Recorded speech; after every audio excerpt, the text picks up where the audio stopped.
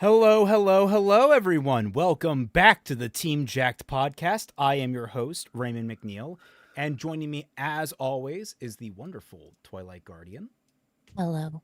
as well as the relevant Kaiser Shonen. Always, forever, and ever. Absolutely. How y'all doing? Hope you're all having a good day out there. We've got an interesting topic for us today. It's been a while since we've covered him, and I didn't look back on what video we covered from him, strictly speaking. But there's a gentleman named It was Fudge. it was about, if I remember correctly, video essays being easy to make and it being very, very terrible. Because I think he was making the argument that video essays are taking away from like actual creatives and shit like that, which is fucking brain dead. Oh, is this a troll video? No, it's Fudge. No. No scuff. Is it a special day? My mom's like, Oh yeah. I was like, can you please take a basket to the basement? It's like, you literally, I have a schedule. You literally texted me when Fudge, FUDJ.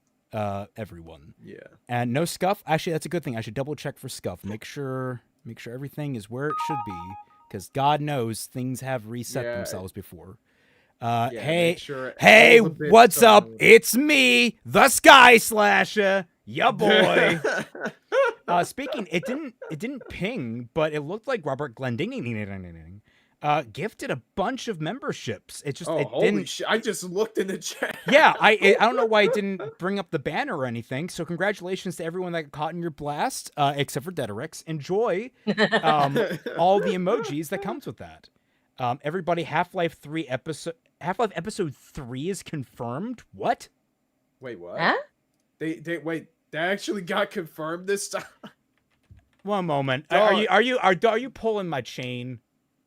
Are you pulling my chain? News. Your fancy over the prospect of Half-Life. No. It's just the rumor mill. It's just the rumor mill. Everyone relax. This happens anytime Valve does something big. All right. Right. Happens every single time. They made their announcement about their new game system and VR headset and such, and everyone's like, "Oh my god, new Half-Life game!" And I'm sitting here, I'm like, "Oh my god, guys, chill the fuck out." Gabe breathes, and people are like, Half-Life 3? Gabe buys a $500 million yacht, and by the way, he did that. He actually bought a $500 million. Yeah, and it's. Not surprised. It's like even built so that it has like zero emissions when it's doing long distance travel. It's like super high tech.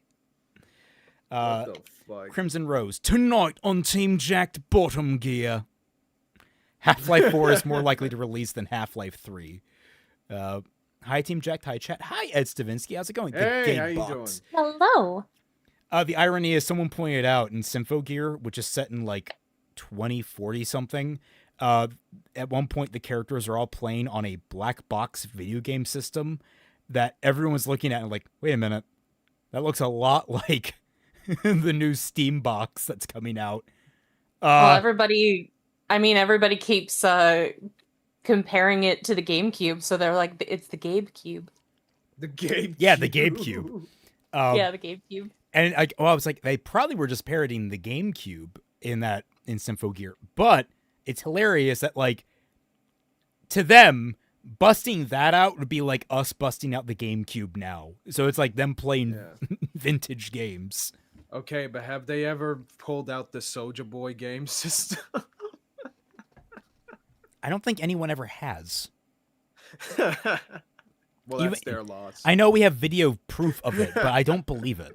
I think it's fabricated for clicks. But yes, so this is a 8-minute video by our buddy Fudge over on his small, astute, and intellectual channel, Palette Swap. Yep. And its title... That has less subs than me, by the way. This title of his is insane. The Legend of Zelda Echoes of Wisdom Cured by Rampant Misogyny. It leaves me fucking speechless. Yeah. before I yap, Nameless for $5 says Gabe tries soda noodles for the first time. People ran about Half-Life 3. No. Well, I was gonna say, like, if they do make a Half-Life 3, making an affordable VR headset version, like Half-Life Alyx is maybe the best VR game I've ever played in my life. Just all the level of interactivity and just, I mean, they really pushed what VR can do to the limits. To the point that during COVID, a professor was actually streaming the very beginning of Half-Life Alyx, where there's a whiteboard and markers you can use. He was using that to make notes in his class and stream it to his students because it was so responsive. That's crazy. Yeah, I didn't think that he would be, that would even be allowed. But okay, that's awesome. Look, it was COVID. It was Wild West times when it comes down to managing online classes. Fair enough. It's Cube. It plays games. Nintendo legal. True. Ugox, thank you. But like with back on topic Nintendo in this video. Now, if it were anyone else, I would just probably say, okay, this is just like some kind of half satirical title, inflammatory, whatever, in order to like he's probably gonna comment on how a good chunk of people like lost their shit when the game got announced simply because Zelda was the main character or whatever, because culture war nonsense. I've never seen a single person complain that Zelda was the main character. I've seen people complain about people complaining about the Zelda being the main character, but everyone that I've seen has literally said, we've been waiting for this for 20 or more goddamn years. I've only seen people complaining about the people complaining about Zelda being the main character. Like, I'm an extra layer departed from this. Same on both, guys. Same on both. But like, I'm assuming that at least statistically speaking, somebody had to have done it, and that started the Maverick cycle. But I don't know, man. I don't. Daigato, what the fuck is this? Celtic Phoenix, when he fakes being sick to not go to Team Jack / BFF Bat Fiction Night, so he can play, watch, read the new release of his favorite series. Insert title here. Yeah. Rude. Hold on. Let me see this. Is it new art? It's new art. Yeah. Rude, Daigato. Rude. How dare you? Crimson Rose. Yeah, and Sonic Schoolhouse cured my racism. Well, did it? That's the important question. Is that Ruby's PJs? Yes, is Ruby's PJs. Which, honestly, Ruby's PJs look super fucking comfy. Check below it. Yeah, no, I see that Lightning commented the devious pink alligator snapping turtle. Yes.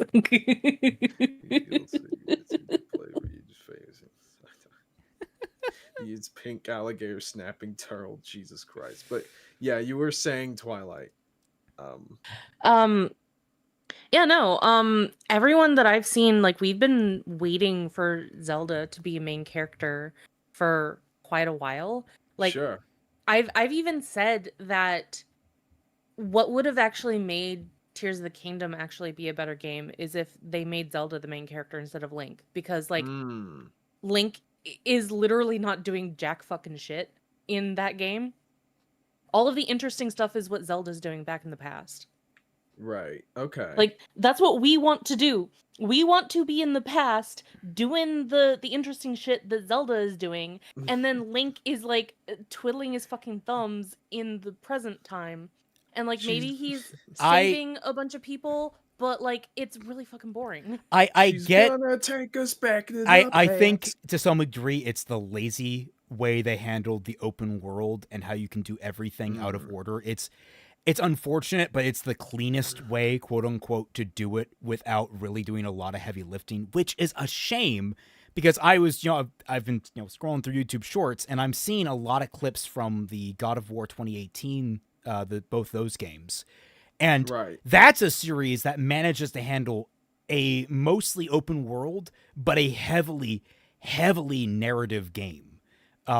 it manages that balance almost perfectly because they have a lot of like built-in dialogue for characters to make comments on what you are doing at the time in order to make it feel like, oh yeah, no, naturally you're doing this around this time. And then there are long segments where you're just locked into a narrative like railroad, which is fine, but then you get let back out and you're like, oh, well, I guess we have time to go do some extra stuff. Let's go check it out. Yeah. It's like they're very smart about it, and it's like, Nintendo, the blueprint is right there. And you don't even have that much to talk about with your characters. It's so easy. No. Someone said, "Oh, I would love Age of Imprisonment." No, because that's a Dynasty Warrior game. I want to play Legend of Zelda. Yeah, I want to play Zelda as the main character in a Legend of Zelda game, not in a Dynasty Warrior game. That's the scraps they threw at us to try and like, or is that the scraps, or is that more them testing the water? Maybe. Like, I wonder. No, like Age of Imprisonment is like the third or fourth installment of an actual spin-off series that they made for Legend of Zelda, where it's crossing over with Dynasty Warriors, but like that's what it is. It's a spin-off series. Like, it's dubiously canonical whether or not these things are actually tied to the stories that they're tied to. But for the most part, I think most people do consider them dubiously canonical, if not non-canonical.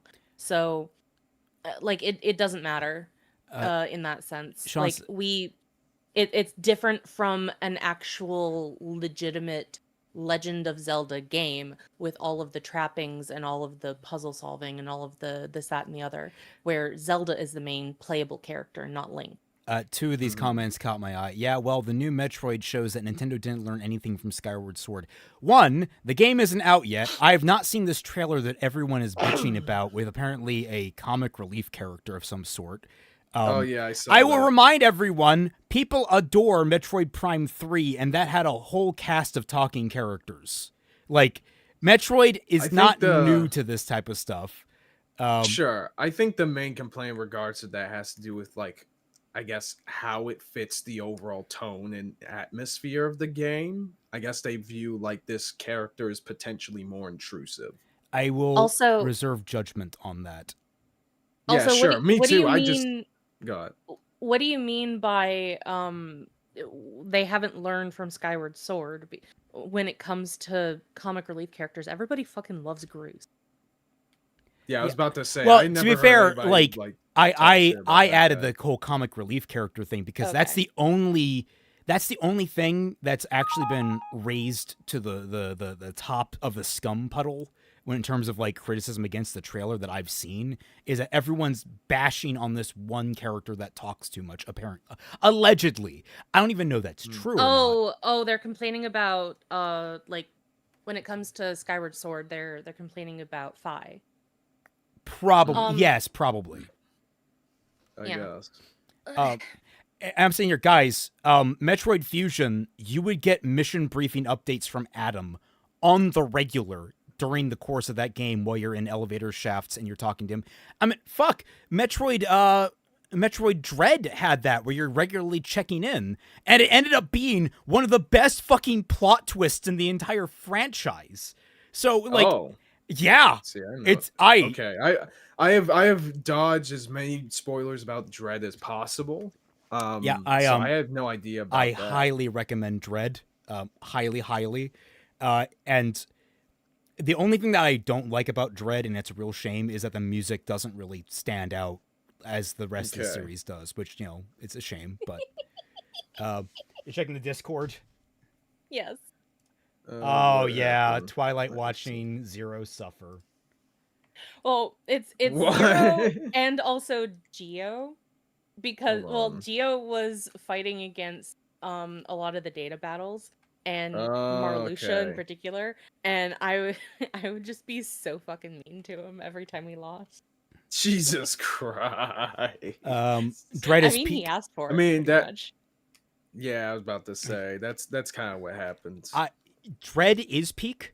I would adore if they remade the first four actual Metroid games, like, you know, the original is the original, then Return of Samus, then Super Metroid, Super then Metroid Fusion. Fusion. I yeah. want those all remade with the control style from Dread, because Dread's control style is so deliciously slippery smooth.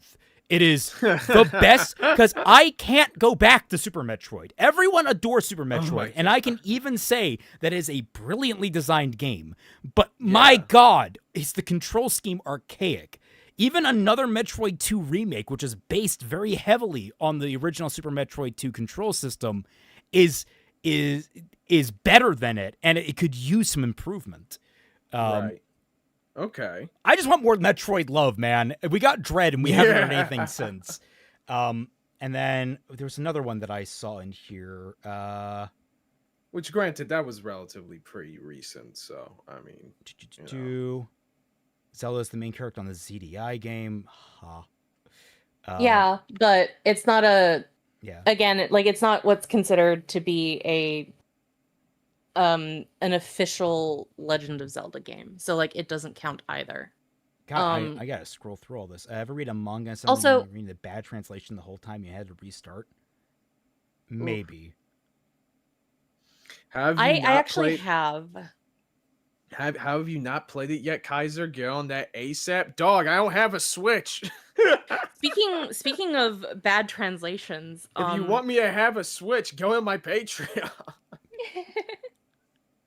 Speaking of bad translations, though, Noel had come in for a watch party with us, and we decided to watch the OVA, one of the first OVAs for MHA. Because we've been watching it in Japanese with Paul, and the first couple of OVAs have not been translated into English, so it had only subtitles. And Noel was watching it with us. She's never seen any of these OVAs, and she was absolutely livid with how inaccurate the translations were.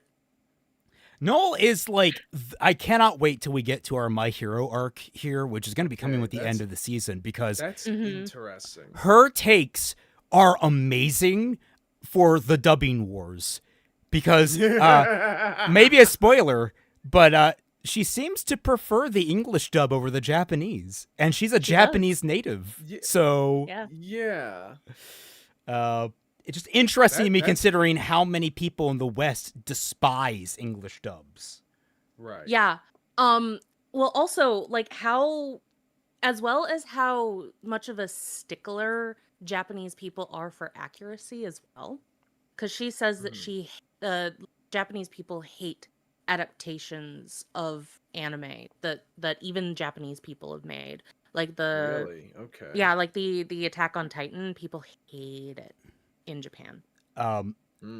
So here's the other one that caught my eye by HJ Fies. If they make another game where you exclusively play as Zelda, it should be called Missing Link.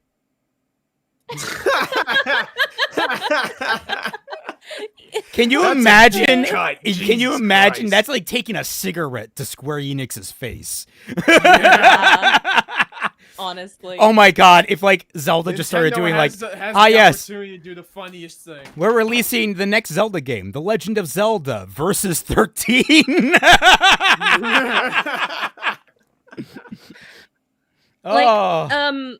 When it comes to dubs, and people making their arguments for whether or not they prefer subs over dubs and whatever or not, I've always found it very irritating that people try to make these very highbrow excuses for why they prefer the dub.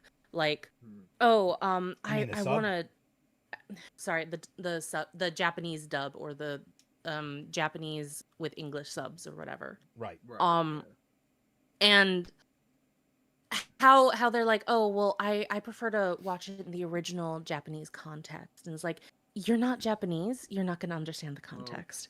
And I told Noel that, and she said the exact same thing. She's like, the only way that you're going to be able to understand the cultural context of whatever you're watching is if you are Japanese who lives in Japan, because you're not going to be able to understand nuances.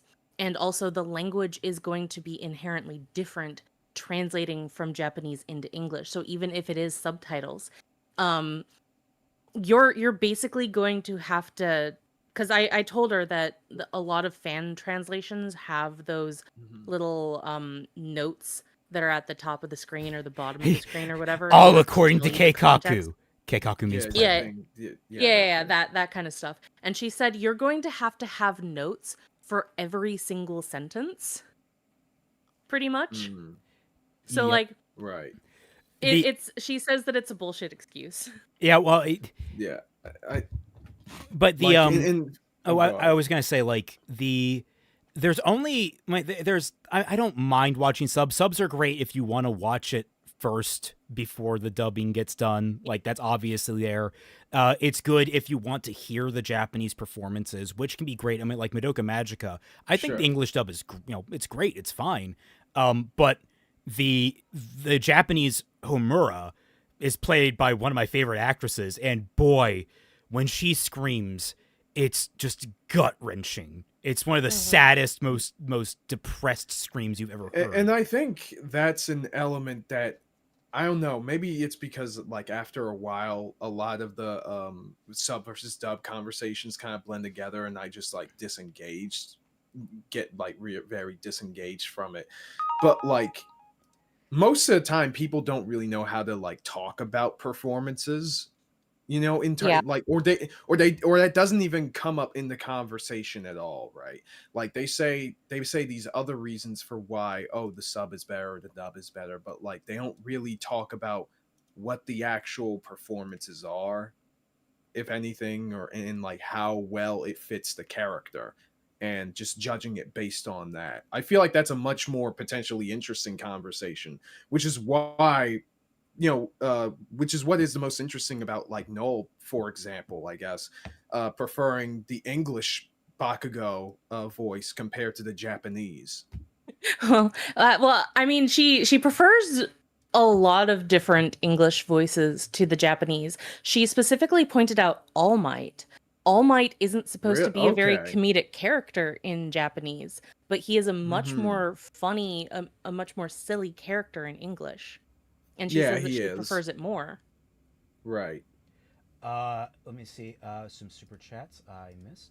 Ed Stavinsky asked, favorite version of Zelda?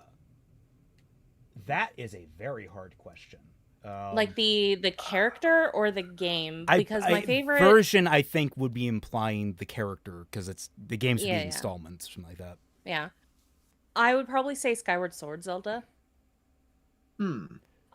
She is one of the most active Zeldas. In of the games that I've played. So I haven't played all of the Zelda games, obviously, but of the games that I have played, she is the most active Zelda. She has a very pivotal role in the story. We are basically chasing her down as she is going about doing her own adventure, and that's pretty cool. She also has one of the closest relationships with Link in the games. And it actually does make you want to go out and save her because of your relationship with her at the very beginning of the game, and how sweet and how fun the interactions are between those characters. And also just how sad it is when she gets locked in the crystal. Like, oh, that was heart-wrenching. Yeah. I guess the only version of Zelda that like has all that much of a character from the Zelda games that I've played, because I've only played 3 of them. I guess the Ocarina of Time Zelda by default, because the only other ones I played were Majora's Mask, where Zelda there is no Zelda. Yeah, there is no Zelda in Majora's Mask. And Link to the Past. Those are the only like 3 Zelda games that I've played. So I guess I have to be that by default. And I enjoyed her in Ocarina of Time, but it's like, she didn't have much of a presence, unfortunately. Like I mean, there was like some cool... Sheik's cool. Yeah, I mean by default, yeah, but like, well, I was going to say like my personal favorite is Tetra from Wind Waker. I adore it's her. everybody's favorite. Yeah, well, I haven't played Wind Waker, so I had to leave that off the list because that wouldn't be very honest of me. Yeah, no, and like the thing is, Twi makes very good arguments for us all of the faults of Skyward Sword. The relationship between Link and Zelda and like the energy, the personality that comes just dripping off of Zelda is peak. It is absolutely Yeah, I remember adorable. watching what's the word? I think Suga Conroy's playthrough of Skyward Sword way back when. And I enjoyed a lot of it from what I remember seeing. Everyone's like, I want a Twilight Princess remake. I just want Nintendo to port all of their old games onto modern day hardware. You know, Yeah. game preservation and all that. Instead of, you know, Yeah. relying on the ROM community, which they're actively going after. Yeah. Gabe Newell would said like it that best. too. Piracy is an issue of availability. It is not an issue of law breaking. Yeah. And then what's Yeah, the other one? like Isa said, "Look, I love subs, but I fully admit I am way too a fan of some of the Seiyu, and I also just like getting the content faster than waiting for dub." Yeah, that's fair. That's fine. Which is perfectly fine. Yeah. like Oh my God. that for the most part, dubs are not all that inaccessible anymore. Because like what you're waiting maybe at most a month for the majority of dubs that come out these days, instead of like 2 to 5 years as they weekly, were well over 10 years ago. Right. Hi, Yu Yu Hakusho. How's it going? Almost a decade. Right. Right? Because you don't realize, if you don't pay attention to it, that Yu Yu Hakusho came out in 1993, but we didn't get the dub until 2001. Yep. Yeah, that does explain why it showed up on. That's how long dubs took. Yeah. Yeah. Okay. Yeah, back it in took a while. Like back in the day, it was less of a like. It wasn't that the dubs necessarily took long to do.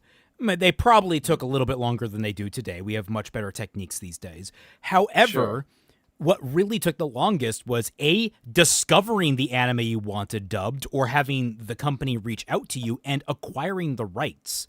A lot of that is what took the time. It's the bureaucratic tape and just being aware that there is something to dub. Exactly. Because the information wasn't as fast as it is today. The fastest it has to be with, like, you know, OVAs and stuff. But full length animes and stuff, that was a lot harder. I wonder what, like, early on, what were the fastest to get dubbed? Pokemon, I think, was pretty fast. How fast was Digimon's dub? Digimon came out roughly 6 to 8 months after the episodes were out. That's a fast turnaround. It was, yeah. But that also caused a problem, I think, because for the dub to come about that fast while episodes were still being aired in Japan and weren't completed, they didn't have the full plot or anything. So they thought that like some innocuous little jokes that they made were actually going to be, they didn't think that innocuous little jokes that they would make would actually be like actively counteracted later on in the show and stuff like that. But also, I think having very scant knowledge about what would be happening in the future also meant that there would just be some dubbing issues down the line and stuff like that. So like I think that it was very precarious to have such a fast turnaround back then as well. So you have your benefits, but you also have your detriments as well for back then. Oh, Alex Hizakai, member for 2 months. Hey, yo, how is everyone doing tonight? I has pizza. Oh, wonderful. You can have pizza along with the donuts from Billy Donuts, who I want to highlight is here. It's funny because I had pizza earlier today. I had a burrito. I actually have pizza in the microwave that I have not heated up from last night.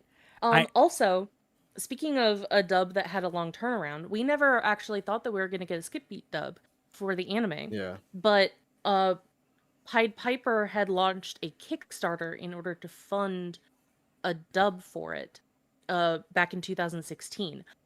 Also, to let you know how long that took, the anime came out in 2008. Dog, I remember how long the turnaround is for the Hunter x Hunter 2011 dub. because that obviously came out in 2011, and I believe the dub for that came out, I want to say 2018. Axel, so is Digimon still a thing? Have you missed the past few months with Digimon Time Strangers releasing? And literally everyone and their mother is like looking at it. Like, it didn't do better than ZA. It didn't do better than Pokemon ZA, but everyone is kind of side-eyeing the Pokemon company right now like, hey, this game looks way better than yours. And it's doing a lot of the things you're trying to do, but infinitely better visually and mechanically. Digimon has, for a very long time, been better at games than Pokemon has. It's just that nobody has paid attention to Digimon. Well, it's a slow roll. I get the feeling the next major Digimon game to release, because I remember Survive had a pretty big noticeability. People noticed it. Time Strangers came onto the scene. Everyone was like, whoa, holy crap, that looks awesome. The next game, if they roll out the marketing right, it might manage to eclipse Pokemon. I think it's finally in the fucking cards for Digimon to get its day in the sun and overthrow that bloated monster of a franchise. Like, I feel so bad for Pokemon because I don't hate Pokemon. I have great nostalgia for Pokemon. But I have noticed for quite a long time, well over 10 years at this point, that Pokemon has stagnated. It's gotten lazy.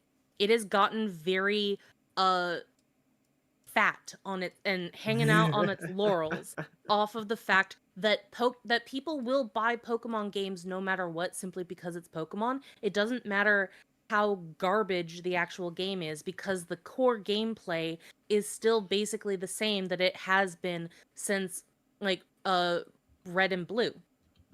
But the problem isn't necessarily that the game isn't fun, is that they don't do anything with it, and also they don't really fix it as well, because the games have always been kind of broken. I was actually about to say, I have fallen down the rabbit hole of watching this gentleman, I believe it's Smith Plays Pokemon. I don't know how I discovered his channel, but I did. If I find it. Okay. Smith Plays Pokemon. I highly recommend it.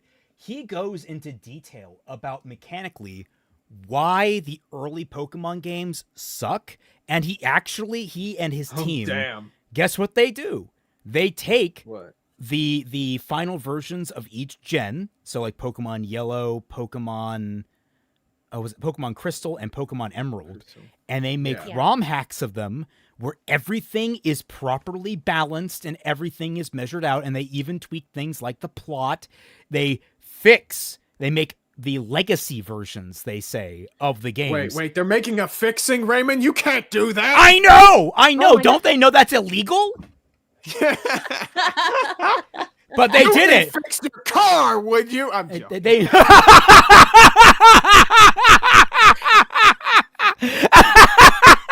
Oh my god, I never thought of really throwing that at someone. You wouldn't fix your car, would you? You'd be insulting the manufacturer. But they don't call it fixing, so therefore it's okay because they're not being entitled and acting as though they're better. All right, introducing ROM Hack Ruby. Let's get it going. But I highly recommend Smith Plays Pokemon. You can find his channel. I've just been in the background when I'm working on things like doing Photoshop work for fixing Ruby. I've just been listening to his to him talk about the different flaws that come in each generation. He did an entire one dissecting how much fire sucks as a type. And how it's basically been completely countermanded in almost every single game until recently.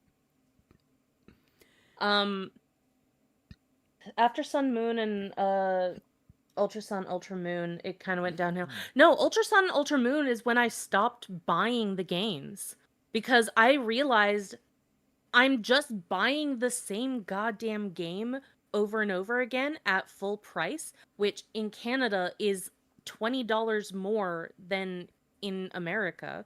So if it was I don't know, a $40 game in America, it was $60 up here. I'm paying $60 for this game that is effectively the exact same goddamn game without any kind of significant changes or upgrades. Why would I bother doing that? Yeah. And like you're like the plot is the same. So every single time I'm just starting the game, I'm getting my starter Pokemon, I'm grinding all my Pokemon, and then I'm going to the gyms or gym equivalents, and then I defeat the Elite Four, and then I start a new game, and then I get my starter, and it's like it's the same goddamn game. Isn't this supposed to be a Legend of Zelda stream? Look, we're bitching about Nintendo, all right? It's on topic. Besides, I will highlight, because I wanted to bring this up earlier, but I wanted to do it on stream. Zelda may not even be the main focus of this video, because I was just scrolling the timeline, looking at the chapter titles. How dare you? Introduction, Rampant Misogyny. That goes on for about 2 minutes. Echoes of Wisdom goes on about 1 minute. And then The Sims goes on for like 5 minutes of this 8-minute video. Dog, what? Also, why? I'm sorry, bro. If your video is 8 minutes long, you don't need chapters. I'm sorry. you just straight up. That is unnecessary. To be fair, ZA is structured very differently. It's a spin-off game.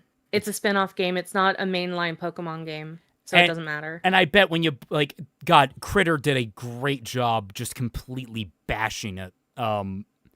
She didn't want to, but like her video talking about how much she was miserable playing ZA and how much fun she was having playing Time Stranger. It's a mainline title. That's debatable. Like they're trying to make the Legends thing like a companion series that's like mainline as well. They're trying to do. Funny enough, they're doing the Digimon thing, where they have multiple different mainline titles, because the Digimon World games are their own thing, apart from the Digimon Story games, apart from the Digimon Survive games, apart from the Digimon anime tie-in games, which, to be fair, we mostly didn't get the movie or the TV show tie-in games outside of Japan. Except I have them. I have them all because I am a Digimon freak. So I bought them all from Japan on this Japanese-only handheld console that never left Japan. I have that too. You know your girl's a freak when she walks in wearing the Gabumon onesie. Buy me that for Christmas. I will try and find you one. But yeah, you got also... In Super Chat, I was trying to get to it. We just keep talking. Yugok said, "Cold take, Digimon has better games in anime." Yeah, we're reaffirming that. Well, you were absolutely correct. Yeah. In terms of games, y'all can have that. In terms of anime, I'm not sure if I can fully agree with. I can agree that Digimon has higher highs. Definitely. I look. No. They forcibly chose to make Ash lose over and over again. The worst Pokemon season, in my opinion, is Black and White. That one is really bad. I don't think there's an entire Digimon season that is just as bad. Maybe aside from, I don't think O2 is even all that. I'll have to the check. Characters at the very least in Digimon grow up. They do, yeah. So look, here's the thing. Digimon and Pokemon are also very different anime-wise. Pokemon is a very episodic show. It barely has a fucking plot. It barely has a goddamn plot. It is equivalent to SpongeBob in that. It's elevated SpongeBob, where eventually it'll have the ending to a plot, but then they'll just restart the plot over again, because Ash... I was fucking surprised when they ended the anime, because I thought that they were just gonna have it go on until the end of goddamn time, or until Pokemon finally lost its status. But Digimon is not like that. It has a full narrative. It is a narrative-driven story. I will never forgive X and Y for making Ash lose the league, because that is probably the best season overall of Pokemon. and Ash was having like a very good victory lap and even a bit of character growth at that time. We were building up, and then he loses to a guy who, granted, we knew about from like the beginning of the show, but like we haven't even been following him all that much. Like, it doesn't even make any sense for Ash to lose. Nothing about the story changed at all. And then you find out that the people who were responsible for that decision were the guys who made Black and White. And I'm like, what the fuck? And then 2 seasons later, they have Ash win the league anyway. I'm like, what is the point of that? Aries Archive says, some people like me get into the competitive and build teams for that, but I get that might not work for a good chunk of people. Love CA and TS. Well, 2 points of that. I have a team that I built of all the Pokemon that I love, and I also even have it themed. Like, I like to theme myself as a Steel-type gym leader, because I love Steel-type. It's really cool. But even if you're doing competitive, there's not really, like, they just keep adding new Pokemon to the roster, and with every new additions to the roster, you get a bunch of completely wasted Pokemon, and then the ones that are optimum competitively that aren't, like, properly balanced are the only ones you can run, and then the ones that are too good have to be banned. They don't know how to balance their fucking game for competitive. So, like, I understand you enjoy that, and I'm not going to try to take that away from you, but you need to understand, even people that would be into competitive are turned off by how Pokemon is handling their franchise. Right. And, okay, I don't really know anything about competitive Pokemon, but I was in line for a midnight release once back when I lived in Vancouver, and I was talking to this guy, and we started talking about competitive Pokemon, and I said, oh, I think that it might be a little bit fun to try out, like, dip my toe into the competitive scene. And he straight up told me, don't do it because you're competition for me and I want to make money.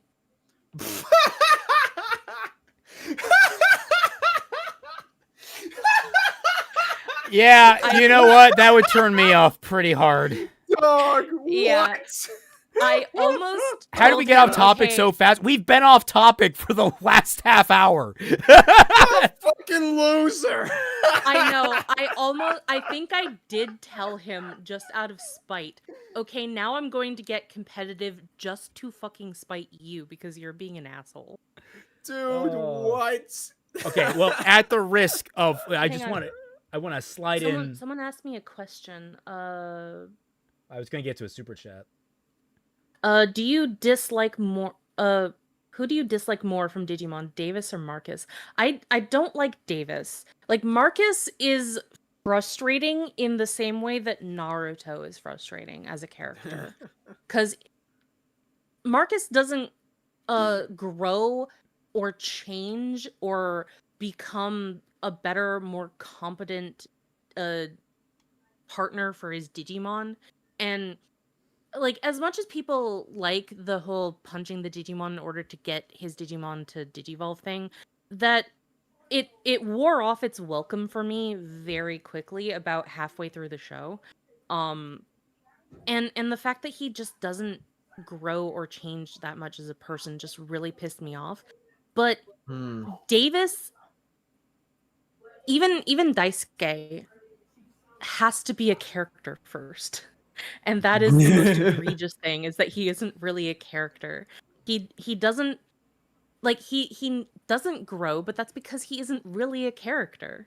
Like, people say, oh, well, he is a character, but no, he's not. On the note of that tangent, Aries Archive says, I say Fusion and Cross Wars were... fuck, I forgot about Fusion. I forgot all about Fusion. Oh, Lord. That was one of our super chats I've been trying to read for the last 5 minutes. I'm sorry. And that is the sloppiest Digimon I've ever seen. Ending the tangent, I will answer this one last question. Favorite Steel-type Pokemon in general, or you have one? The Aggron line. Aaron is adorable, and all the way up, Aggron is a fucking beast, and I love him to death. That is... Lucario is my favorite. That's a good one. You fucking furry. Anyway. Oh, yeah, says the bird, man. I own what I am. You hide it in shame. I'm kidding. I just think he looks cool. All right, so let's actually get into this video about Zelda because as we've been annoyingly reminded by someone not naming names, that this is a Zelda stream. I'm kidding. I don't mean to hash on you guys. Is it a Zelda stream? Because, like you said, maybe only a minute of Zelda. We'll see. Either way, I am going to be playing this game the entire time. Yes. And Axel, I'm joshing you. All right, I'm playing it up for the laughs. Is it a Zelda stream? This just saying Celtic is a fan of The Wall. You're gonna have to be more specific. Like, anyway. All right, let's watch this. Oh. Approximately 6 years, 14 weeks, 7 hours, and 32 minutes ago, I had my heart broken by the woman of my dreams. This was an eye-opening experience for me.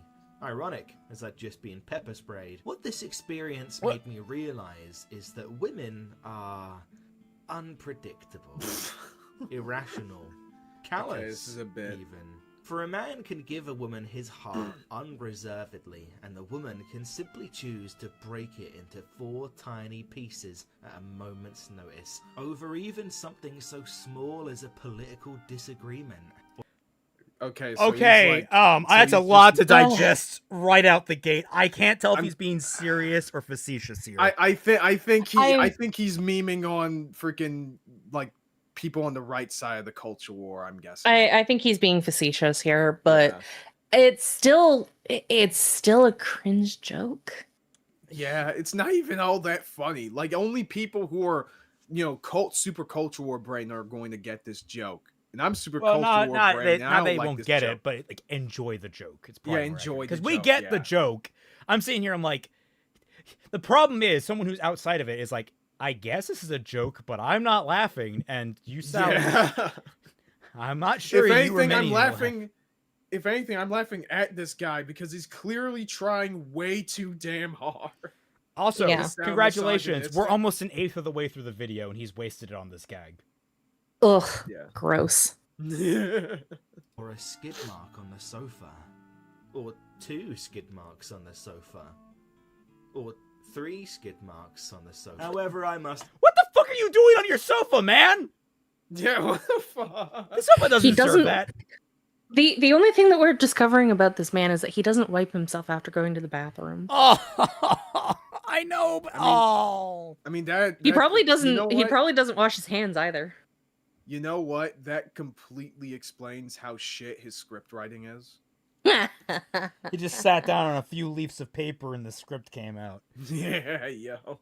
Confess, having just recently rolled credits on The Legend of Zelda, Echoes of Wisdom at the request of Palette Swap's feminist upper management so that I might make a YouTube video out of it, my opinions have softened somewhat.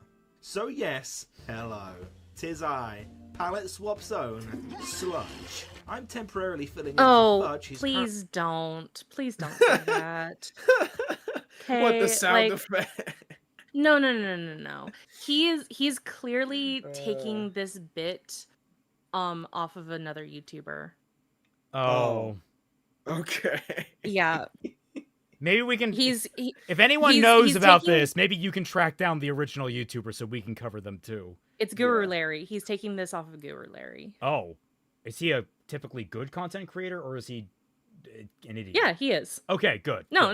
Right. Like his the famous thing that he did is stay on channel awesome as it was imploding for the fucking meme. Oh my god. Only one left. Holy shit. Yeah, now I remember him. Oh god, yes. I forgot about Guru Larry. Yeah. I never watched anything of his. I have for a while. So like he has this bit at the very beginning of it. Like he doesn't do the whole minute long thing that this guy did, but the whole intro to the main topic of the video was very reminiscent of this. So I'm just like, you're just taking that from Guru Larry. Okay, I have never heard of this guy. Yeah, I don't think I've seen a single one of his videos. Yeah, Guru so Larry, maybe I'll check it I out never really sometime. watched, I don't think any of his videos, but I knew he was a chill dude. Yeah, he is. Out of commission recovering from emergency brain reduction surgery, and as anyone who's been following me for any length of time should know, I consider myself a raging misogynist. Women have spent many a millennia on God's great green earth trying to come between men and their video games, so when many of them began arguing for more diverse inclusions in them around the turn of the millennium, I could do naught but gawk at their hypocrisy. When the sequel to 2020 PlayStation classic Ghost of Tsushima was revealed to have a female protagonist, I projectile spat out my chicken nuggets straight through the very same hole I'd punched 3 years prior. Okay, I am not very familiar on the goose, the goose of The Tsushima. Goose of Tsushima. Well, that's the sequel. That's the sequel to Goose Simulator. By the way. Look, I'm just saying, if it were a goose and not a samurai, that plot would have been solved way fucking faster. Yeah. Stop with the bit. This is stupid and painful. Isa, I'm getting the sinking suspicion. The video is the bit. Verdant Range, I'll never forgive Guru Larry for describing the game as twitchier than a Tourette's convention. It was so disgusting and ableist. What the fuck? I laughed. I'm sorry. Again. Look. I can't deny that sometimes just dark fucking jokes make me laugh. I happen to enjoy that kind of shit. I'm sorry. Like Guru Larry's whole thing is kind of irreverent jokes. Also like that he definitely does have that kind of British humor to it, but he has this very sardonic voice to him that this guy sounds like he's trying to mimic. Yeah. Sure. The one that always comes to mind for like really bad taste jokes that still got a chuckle out of me was, who's the guy that plays Marty McFly? I'm blanking on his name. Oh. Shoot. I know who you're talking about though. I forgot. I'm bad with names. Quick, chat. Michael J. Fox, yeah. So it was a Family Guy gag that was just like, oh man, that's almost as bad as that time they made Michael J. Fox Zorro, and just cuts to like a wall that's been completely just cut up. Like, Oh my god. it was like, God, that's so stupid, but I laughed anyway. Damn it. I zoned out what's happening so far. We're finding more enjoyment in edgy jokes than we are finding in this video. Yeah. Upon seeing female Ratchet for the first time. 12 years on, the name Anita Sarkeesian still elicits a response. Oh fuck, I forgot what I was originally going to comment on because of the goose thing. I'm not up to snuff on the controversies around Ghost of Tsushima. The biggest one I know that kind of, I know people were already wary about the female lead in it. I think there's a lot of people that, if I understand it from the most good faith direction possible, there's a lot of people that appreciated the historical angle that the original Ghost of Tsushima had, and they did not like how ahistorical a female samurai would be in Ghost of Yote. I don't know much more than that. I know there's definitely people that took it on both sides the wrong way. I'm definitely not going to comment. I know the worst thing that came out was one of the people dancing on the grave of a recently killed man and joking about his dead wife, his widow. Yeah, Right. I was gonna say, like, I was Yote and Tsushima are same series, so I know that was the bigger controversy that a lot of people were up in arms about, but I don't know anything about that, and I'm just highlighting, like, I guess there were people that were angry it was a woman over any kind of historical argument. Yeah, like lightning already. Oh. What did he do? Did he make some art?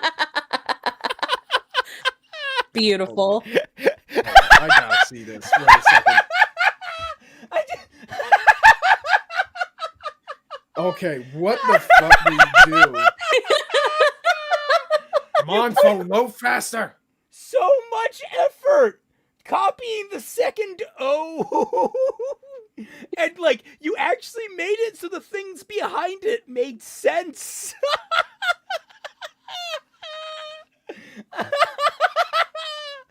Oh, that's beautiful. Oh. Oh my god, dude. Yeah, this is so good. Oh. Okay, so now we're talking about Anita Sarkeesian. Oh, What's fuck. from me? Yep. Comparable to how a Vietnam War veteran would behave upon seeing a contortionist attempt to free themselves from rope. And yet, after my experience with The Legend of Zelda, Echoes of Wisdom, and I can't believe I'm saying this, women, I'm sorry. I was not familiar with your games. Having played a video game with the wheel of a female character for the first time in my entire... A part of me wanted to laugh at that. A small part of me wanted to laugh at that, but every other synapse in my brain was like, he doesn't deserve it. Yeah, no. He doesn't deserve it. I laughed at how painful that was. Yeah. But like I was at least a little bit charmed with it because whatever. Like it's a dumb joke. It's harmless. It's not offensive. Well, I'm waiting for there to be anything of substance in here. I thought this was his more intellectual and highbrow channel. Where's the highbrow? Yeah, where the glaring it all over the I guess all over the dunking floor, on I guess. I guess dunking on chuds or something like that. Like, what is the point? Someone's like, should we try should we play a try to laugh challenge? Yeah. entire life, I feel that my horizons have expanded somewhat. I was dubious as to how a dainty princess like Zelda could possibly stand a chance at saving Hyrule when the kingdom's actual most capable hero, Link, was locked away in some villain's keep somewhere. What do you... Okay. What does that mean? Link is all like half the time Link has been a child. What do you think a woman wouldn't be able to do that a male child could? This gets me because people like going back to the Silent Hill F thing because I watched that fucking game sins for Silent Hill F. One of the things that they brought up is, oh wow, again, how can this teenage girl take down monsters that are like, 3 times her size and carrying a giant cleaver? I don't know, bitch. How about you ask Heather Mason, who took down monsters twice her size, and you can do all those fights with a steel fucking pipe. I'm sorry, gentlemen. Just because firearms are present in the game doesn't mean you have to use them, and you can kill every enemy in that game with pipes and fucking 2x4s. So it's like, yes, women are capable of shit. I find it really weird that men can be like, oh, well, how can women fight these monsters that are like 2 times bigger than them? Well, how can a man fight a monster that's 2 times bigger than them? I was about to say, like, most of the time, like, either they don't have a gun and it doesn't even make any sense. It's even worse because a lot of games, especially Japanese games, feature teenage characters. Teenage male characters, which makes it even worse. I think his issue is mainly around tone and delivery. Okay, admittedly, we're not covering this video, but I want to eloquate to you. That is not what he said. You are making the argument for him. What he said was, okay, I'm summarizing because I don't remember exactly, but I do know it was along the lines of, how can a teenage girl take down monsters 3 times her size with a giant cleaver for an arm? And this is the same argument that Synthetic Man made.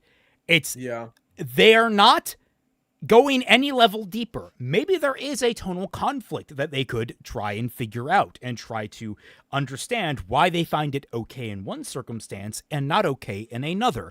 But they didn't do the extra legwork. They didn't do the extra self-reflection. They didn't do that. And so I don't know what they meant. And so I can only presume they're flat out wrong because we have other examples in the series of characters doing the same thing. I mean, like, if he's talking as the Chud here, we've seen Sheik do shit. Sheik's a fucking Zelda's a playable character in Smash Bros. Come on. Pretty much. Like, and like again, the bitch has magic, so gives. One thing that men don't understand is that women can also gain muscle.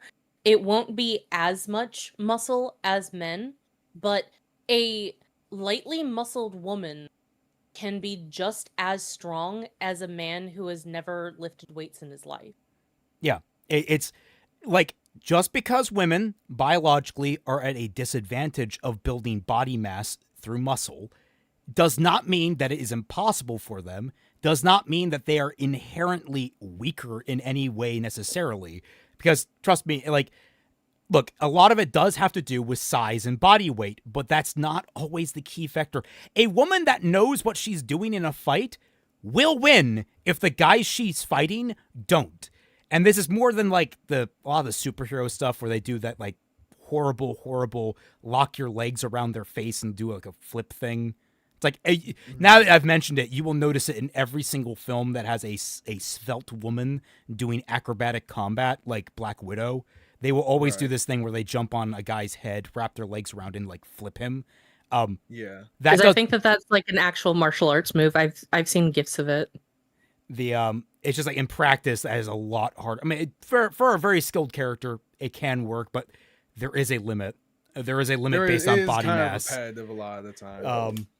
And to be fair, I'm saying a trained woman combatant in circumstances like that would know whether or not they could pull that off. Like that's always the thing. It's like people always take the mind out of combat. And I find that baffling to me because the mind is the reason you win a fight. This is why we like Izuku Midoriya. Yeah. And you know what? Ochako Uraraka. She's a smart cookie. She is instrumental in several key fights, using her quirk and other people's quirks to massive effect. Jake the Surgeon. It's called Hurricane Rana, I guess. And then Omitted Bow, which I remember for 5 months. I'm magically still here. Hello.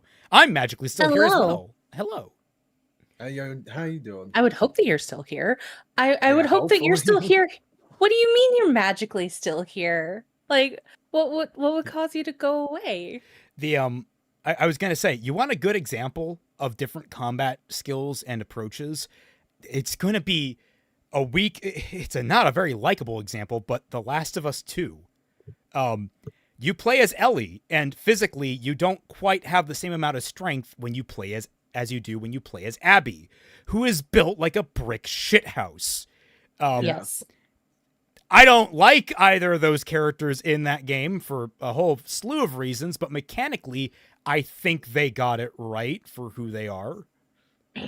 Oh yeah, no, like oh gosh, I remember Mac talking about that game for like weeks on end when he was making his The Last of Us 2 videos. And like we had a bunch of discussions about Abby and her muscles and her musculature and all that kind of stuff. And he was talking about one time how like things were kind of weird with her, and I was like, Mac, it's just the lighting. Don't worry about it. It's just the lighting. It's not that big of a deal. I was gonna say the most illogical thing about Abby is how she manages to maintain her musculature in the apocalypse with a major food shortage. But if they somehow explain that away, which they didn't, then someone could maintain that. That is a very realistic thing. It's just apocalypse. A guy would be struggling to hold that physique in that kind of circumstance. I've actually seen a couple of like really well-built women on the SkyTrain in Vancouver, like just sitting there. Oh my and, like, god! You can see they look like Mirko. Mirko, oh, wow. Absolutely, Mirko or Lady Nagant. Yeah. Alex Satakai, me at this guy's jokes. Oh brother, this guy stinks. I was literally thinking that when I said boo. Yeah. I was gonna say like, there's something about so trying to avoid the political element of this. the guy that attempted to unalive the current president of the United States, more information has come out about him. And I never thought I would hear anyone on mainstream media, let alone a Fox News host that my mom had in the background, because parents, they watch Fox, whatever, All right. say, now, please tell me what's this about this muscle mommy situation? What does that mean? Oh my god. I was walking away from getting a drink, dude. And like my mom was sitting way back on her computer. She wasn't even paying attention. But they said that. I bust a fucking gut laughing. I almost fell to the floor. I never thought I would hear that. And they're trying to make this a conspiracy theory about like the mindset of this guy.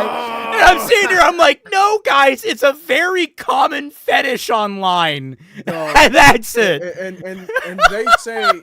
And they say the left can't meme. I mean, a good chunk of them can't, but like these guys can't either. I know, no, it's just the Fox. Like, I to apply this to all mainstream media hosts, they are so out of touch with the modern zeitgeist. It's embarrassing. Like, I just they're trying to bring up like it's just beyond out of touch. Oh, anyway. Oh, he was mad at Trump for not delivering on the state-mandated muscle mommy bill. Yeah, that was it. Anyway, back to this dog shit video. That's, what we're almost halfway done with. But upon interfacing with Echoes of Wisdom's gameplay and systems, the power of womanly ingenuity has been made clear as day to me. I admit it, the first time I held up a piece of meat and bound myself to the echo of a bird that would perpetually chase it, therefore effectively achieving infinite flight, I thought to myself, wow, being a woman is beautiful. My ex-lover was a big fan of The Sims, so naturally I figured that spawning a water block and then using bind to drag a nearby enemy into it and drowning them would bring me naught but nostalgic sorrow. But I actually enjoyed it. In fact, I couldn't stop myself from letting out a little girlish giggle. What am I supposed to take from any of this? I have no fucking idea. What is this fucking video? Okay, if you having an ex is real, I think this completely explains it. Yeah. Oh, Jesus Christ, dude, you are just not hitting, dog. Oh my God. Look, it is perfectly normal. Like, if you're trying to parody people who like to see their Sims drown in a pool, that's actually rather normal for most Sim players. I don't get what you're like. All right, let's take this. All right. One, he's being serious, which I doubt, 99%. Absolutely, he's just making a joke. But if he were serious, this isn't explaining jack shit. If you are joking, which 99% I'm sure on, what are you joking about? Like, I'm absolutely floored. What are you trying to make a joke about? I don't understand. Where is the big funny haha? Like, what am I supposed to do with any of this? What are you satirizing? Because like you've kind of veered away from satirizing the misogynist. That didn't even really crop up around this game even. No, I think he still is. The problem is that he's been keeping this shit going for 3 fucking minutes. Like, there are very few people on YouTube that can keep up a bit like this, and actually have it be maintained throughout the video. Like, there's this guy named, what's this guy who pretends to be an old man who made a really, really funny review of, Doom Dark Age. Freakazoid, that's what his name, or Fleekazoid. He's funny, but he actually intersperses it with some actual critique of the game. Like, he uses that to his advantage, and it also helps that, he's actually fucking funny. But fact of the matter is, this guy just isn't making a point. The only point I've grasped so far is that, Echoes of Wisdom, allows for some very creative solutions and shit like that. Okay, cool. I literally could get a bunch more within the same span of time from a Fleekazoid video. And that guy makes and that guy constantly makes jokes about he's getting cucked. Hiram the Frozen says Black Clover characters, especially Asta, has a huge battle IQ. He instantly knows whether 100%. something he strikes with his demon dweller sword is magic or not. Okay. Yeah, granted, Asta is a different kind of fighter from Deku. He isn't as much of a thorough planner, but there are a lot of really smart fights in Black Clover, 100%. Jake the Surgeon says this man needs to revoke his testosterone to the council. You know what? For good measure, revoke his estrogen too. Women don't need this on their conscience. And yes, I know that men and women both have both, but you know what I mean. We have sentenced you to non-binary status. Oh God, there's someone else that said something that. No, we sentenced you to non-chemical status. Yeah. We no longer have chemistry. You know who else does it? Doug Walker, the nostalgia. No, do not invoke that man's name. He is leagues better than this. No, at least he has something you can bite into and talk about. Also, come on, guys. This is no Nostalgia Craig month. What the fuck? And then no Nostalgia Craig November. I don't get that.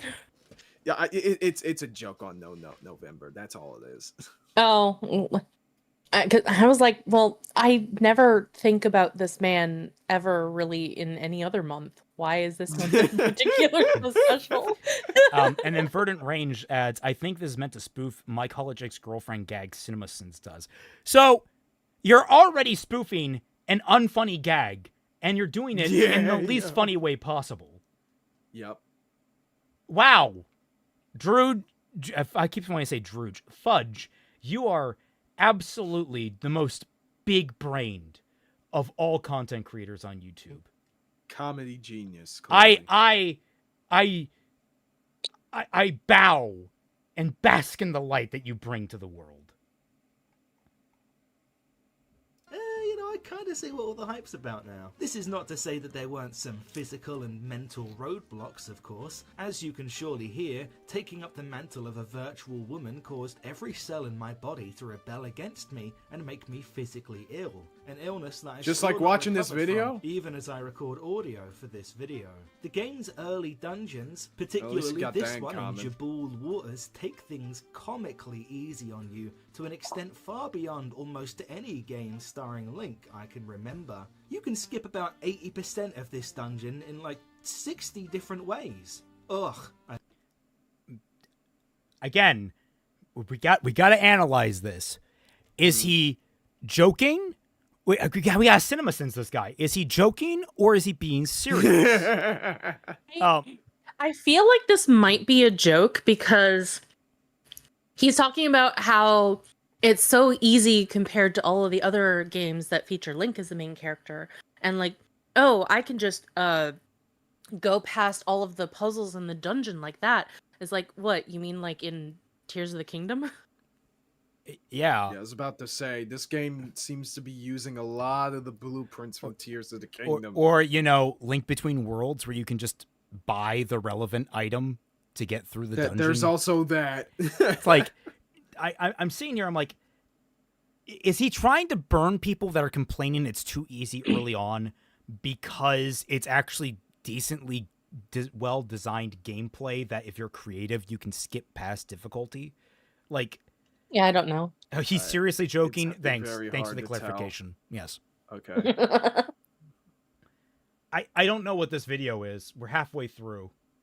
Mm-hmm. Thought, yet another handout for women. And this didn't get any better when the game's various side quests and acorn collecting challenges presented all the mental stimulation of a trip to the DMV. But over time, my perspective changed. I engaged with the game design, considered the mechanics, threw on some talk-tour with Haley Welch, and began to feel like I'd just been looking at it wrong. Certainly, some things in Echoes of Wisdom are easier than they are in other Zelda games, but many other things, many of the most fundamental things, in fact, are dramatically harder. I had gotten so used to constructing unholy abominations to wipe out my enemies that it was completely lost on me that my ability to even swing a sword in the first place was limited in this game. I had only made combat so easy for myself through trials and tribulations by employing some good old-fashioned feminine wiles, Like when I realized I could just strap a sea urchin to the side of my head and become virtually indestructible. That tip's for free, ladies. There is no Okay. All right. I just gotta pause because we're gonna burn through this video faster than any other video we've ever covered. In fact, I'm gonna get a drink. You guys try and invent something to talk about because this guy is the cringe awful. meter is like overloading right now. I mean, we were shooting the shit pretty good before we even started this video. We could have gone on longer. Well, go on now. Yeah. I don't know. Like, God. it does feel like he is doing a bit where he is talking about this in like a perspective of a guy who was a misogynist, a born again misogynist. Yeah, and then just like, and then actually realizing that the game is fun, and he's trying to find excuses for why he shouldn't like it, but he's finding that if he's actually being honest, it's not all that bad. Girls are actually cool. Yeah. But like he's trying to pull a Fleekazoid where he's just extending the joke, but you're supposed to be funnier as you extend the joke, not less. Mm-hmm. But I don't fucking know, man. That aside, though, what's the word? I think there was one review that I've seen of Tears of the Kingdom, but I don't remember the exact takes on it.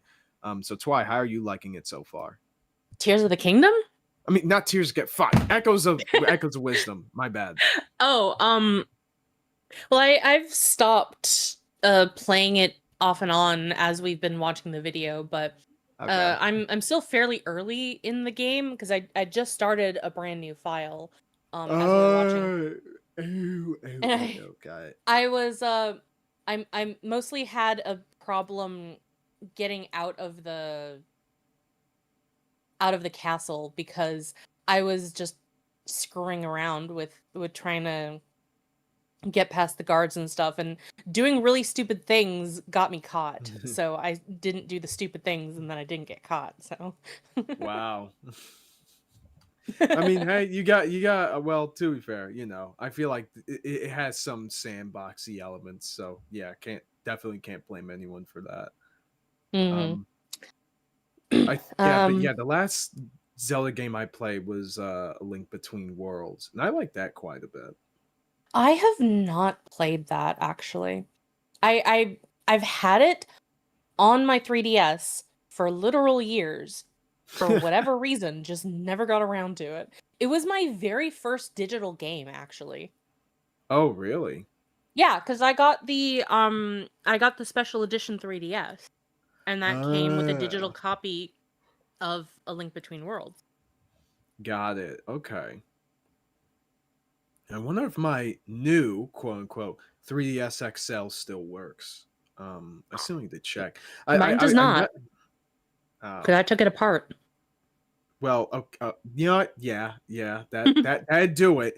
Well, because I mean, sorry, I keep interrupting you. I'm so sorry. Yeah, go ahead. My new 3DS, I accidentally stepped on it at one point, so the screen was broken. Yeah, so I tried to repair it, and then it didn't work. Well, like I was scared about putting it back together after I took it apart. So I tried to take it to an actual repair shop and be like, okay, so these are all the parts that I have. Can you just put this back together? And they're like, no, we can't. Like, well, shit. We need to officially label you Twilight Destroyer of Screens. Also, we got some Daigato art. Yeah. Oh, cool. I think Twy will like it. It is super cute. Oh, really? Yay! Someone got you that onesie. Oh! That is so adorable. Thank you. Oh, hold on. Not gonna lie, ever since I saw him take that fur off in like the early episodes of the original series, I always wanted to know how comfy it was. Oh, yeah. So. Hold on a sec. Oh yeah, it is pretty cute. Wouldn't it be funny if like you just have me, but in like a zero onesie. Oh my god, if we ever do like a sleepover stream type deal, I don't know what it would be about. Maybe Adventures in Babysitting. When we cover that, we could all Oh have my a little, god. Maybe. we could all be cozy. Yes. But I was just thinking, like, maybe when we do our My Hero one, we could all get Oh, like you My wanna- Hero versions of ourselves. That'd be great. Yes. Yeah, that's cool. Yes. Oh, actually, You wanna- that would actually be really fun if I could, instead of having Takara, I could make Sakura, or I can make Lena and be one of them instead. Oh, maybe. Yeah. All right. Back in. Oh god, I hate this guy. Hookshot across large chasms and no iron boots to ignore water currents. You'll need to create your own solution. Boss battles, by and large, take dramatically longer here, as they have large health pools and often demand you change your strategy on the fly, which is something very rarely ever asked of Link. And therein lies Echoes of Wisdom's intersectional Wait, let me hear that back again. Yeah, wait, hold chasms on. and no iron boots to ignore water currents. You'll need to create your own solution. Boss battles, by and large, take dramatically longer here, as they have large health pools and often demand you change your strategy on the fly, which is something very rarely ever asked of Link. And I'm not sure if that is true. I Like, mean, in the ones that regards to come most Link readily to comparison. mind are a bit like one note in that you're doing the same thing 3 times with the 3-time rule. Yeah. Right. Which is true, but I haven't played Echoes of Wisdom to know how much they shake up the boss fights. Mm-hmm. I Well- don't imagine it's along the lines of Mr. Freeze from Arkham City, where like every time you like damage him using one tactic, he actively goes out of his way to remove that ability from the map. Right. Kaiser, how do you feel about Pauline from Donkey Kong as a character? Well, I have never played any of the Donkey Kong games, so... I will say she looked adorable in the new one. Oh, yeah, there was a new one. The only boss fight that I can think of that you really had to change your strategy when it came to fighting the boss was like characters like Girahim and Demise from Skyward Sword, where like Girahim I think would like kind of, I think he was programmed not necessarily to learn your tactic, but that they kind of knew how you would generally fight as Link, and so he would counteract that. So you had to deliberately change how you fought in order to be able to counteract his movement. Jake the Surgeon says. So I guess it is sort of rare. Jake the Surgeon says, when are we going to get the ZDI, the Zelda CDI remake? So these youngsters can experience true brain rot. I don't know, but if you want something like that, someone actually made a full original game in that style. It's called Arzette, the Jewel of Faramore, and it's a really fun tongue-in-cheek adventure where they actually take the gameplay, and it's relatively fair, I want to say. I've not played it myself. I've only seen a Let's Play of it, but it's a very much a fun, goofy adventure. They really play into the gags. It looks good. Nice. All right. Highly recommend. It's also got a cute main character. I mean, so you can't go wrong with that. All right, man. Who was it? Oh, one of the EFAP coverages. It's like, you get to look at women. You get to look at women. Everyone's just like, dude, what the fuck? It was one of the most off the cuff fucking. Yeah, dude. The Last Jedi defenders, like, they were not sending their best. Your Honor, women, jail. Anyway, therein lies Echoes of Wisdom's intersectional ethos. Many a time previously, I had dispelled the notion that women have it harder and that they have to scratch and claw to get the same opportunities as yet another feminine myth like veganism and periods. But it occurred to me while playing that... All right, that one got me. Yeah, I like many of the coverages. You get one on one side, and so far, like, you're one hit and like a billion strikes, but you got that one hit, buddy. Yeah, I think that one was funnier, at least to me, because it sounded the least like he was trying so hard to sound like an asshole. I will say, though, it's very unfortunate that now he's contradicted himself, because now he's saying that he thinks that periods are a myth. So now I don't believe that you've ever had a girlfriend. Well, no, maybe that's why she left him. Like, oh, honey, can you go get some pads for me? He's like, oh, periods are just a myth made by Big Pad. Okay. Take off. Oh my god! Now would have to like take off her pants and like directly show him. It's like, no, I'm bleeding. It's like, oh, you just got stabbed. It's fine. I'm now imagining literally a giant like pad shaped building where Big Pad holds its meeting. Big Pad. She was an otherkin. What the fuck? Link in every game gets the sword and shield and bombs and bow, and then I'm playing as a woman for the first time, and suddenly I've just got to make it on my own. He doesn't get bombs in Tears of the Kingdom, right? No, he doesn't get automatic bombs. You have to go collect them. Okay, they're turned into a resource as opposed to recharging. Got it. Yeah. Well, like for the majority of the Zelda games, bombs have been a limited resource that you have to either find or you have to purchase. And it was only with Breath of the Wild that they became an unlimited resource, and then they took that away and made it a finite resource again. That was probably a wise decision, all things considered. Yeah. Yeah, because I would spend like 20 minutes just like chipping away at an enemy's health just by bombing them to death. It's a lot of fun. It's very boring to watch if you're probably like being a Let's Player and you're just fucking around and you're someone watching this person just spend like 20 minutes just chipping health down. But it is fun for me. Skyzy, if women bleed, does that mean they can be killed? Yes, thank you. Bleed? Yeah, if it bleeds, we can kill it. Yes, women can die, Sky. I don't know what weird left-wing forums you're on that tell you they can't. What? Oh yeah, all you need. Thank you, Yui Trigger, for drawing me. Yeah, reacting to that stuff from the Muscle Mommies controversy. I should note, my mom was fucking baffled. She didn't understand this whatsoever.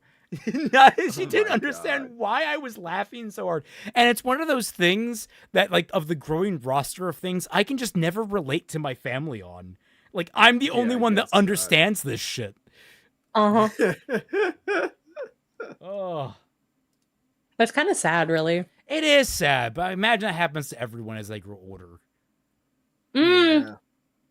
Well, like, when you think about it, we are so disconnected from the older generations because we've grown up on the internet. Mm-hmm. I would think the only comparison that we would have would be like when TV came about. You know, like if you're someone who grew up watching TV all the time and your grandparent or even your parent is someone who bought the TV, but like maybe they'll watch 10 minutes of it in a day. Yeah. Or like they wouldn't understand anything. I actually that makes a lot more sense, and the internet is so much faster in comparison. So yeah, no, that makes sense. I guess we're just in a weird generational gap, and even then, because of how the internet works, we might be in perpetual generational gaps from here on in. Perhaps, yeah. Because like who knows? Like you can always reliably go to Urban Dictionary to kind of catch up on slang and shit, but who knows who's going to keep updating that? It might not always get updated. People might just fall off of using it. I don't know how many kids know about Urban Dictionary these days. So it's like that might no longer be a resource for the older generation to understand the younger. Yeah. Wow, that's weirdly sobering. I mean, I'm kind of experiencing it right now because of like the fact that I'm doing those AI role plays, but I'm in the server for that website, and there's like all these people who are talking about coding and all this kind of stuff, and I'm just like, I know how to make the most basic ass rudimentary website because that was all that I was taught in high school. Oh God, I had a family member when I was out to dinner with them, and I was just mentioning how I was building a new PC, and they were like, "Oh, so you're like good with computer stuff?" And I had to sit there like, some of it can you like troubleshoot and stuff, like or not even troubleshoot, like, I have some problems or things I need to get done and stuff. Like, I don't know, because a lot of family, I mean, it took my family a while to understand what I meant, but you know, the computer can host a whole bunch of programs and different devices and plugins and tweaks and modifications. I know a lot of the basic shit. I do not know a lot of the specific shit in a lot of different programs. No, sis, I do not know how your editing software works. I only know how mine works, and yours is weird and doesn't have a cut button from what I can find. Oh my God. What? I think it did. I just couldn't find it because it's like Apple. It's one of Apple's base ones, or not like an Apple. I was about to specific say, one. it doesn't even show up when you right click.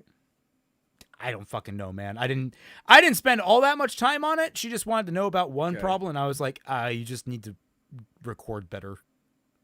Well, like it's like with my mom, because my mom apparently had spent like 2 hours trying to do something like really important that she needed to get done for the government, and like she needed to put a picture on the website, but she just couldn't do it for whatever reason, and she spent like literal hours on this. And then so she's like, okay, so I'm gonna gonna bring you over and you can help me with this problem. I fixed it in like all that it was just she didn't name it correctly. It said right there on the site, like you can't have it like with weird symbols, and you can't have it like with a capital letter or whatever. Oh yeah, file names. And no, it wasn't iMovie. It was it came with the camera, but it was like a camera built for for Mac, that sort of thing. I see. I remember when I got my first camera, it had a quote unquote built-in editing software, and it was awful. Screen recording phone. Screen recording on phone. I get people not understanding how to do that. That's a little more intensive because you have to find the app and you have to navigate a couple of things. That's a little more understandable. Right. Posting pictures on Facebook, come on, people. That's basic shit. Like, it's hilarious because like either it's basic shit that they should already know how to do and it's easy to learn, and they don't. They never do, and it gets annoying. Or it's stuff that I have no clue how to help them with other than just say, hey, look, Google it and use like these keywords and you'll probably get a good result. Yeah.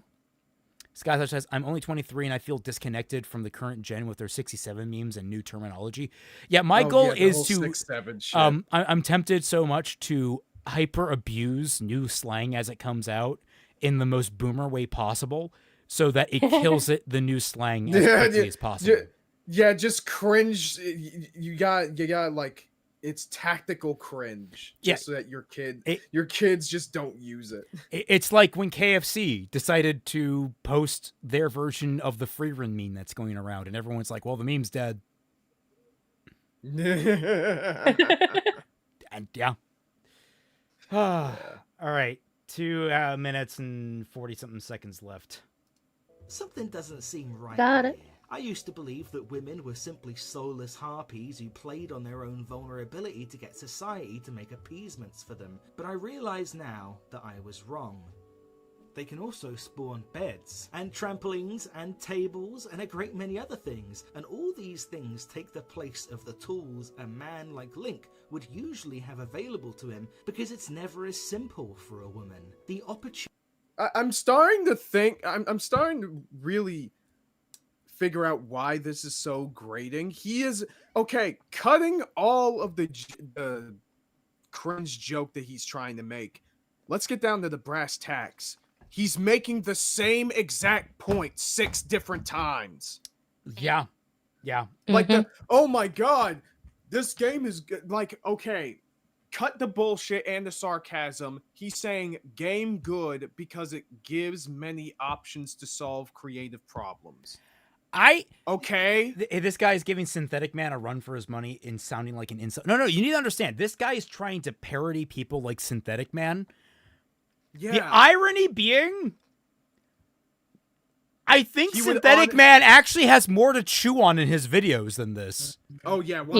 Yeah. That's not even debatable. Yeah, like this is just vapid, like this is like eating shaving cream, thinking it's whipped cream. Like, I can't believe I'm saying this, but like, you know you got it bad when the misogynist gets to the point faster than you. Like, Synthetic Man will make awful arguments, but at least he's making arguments.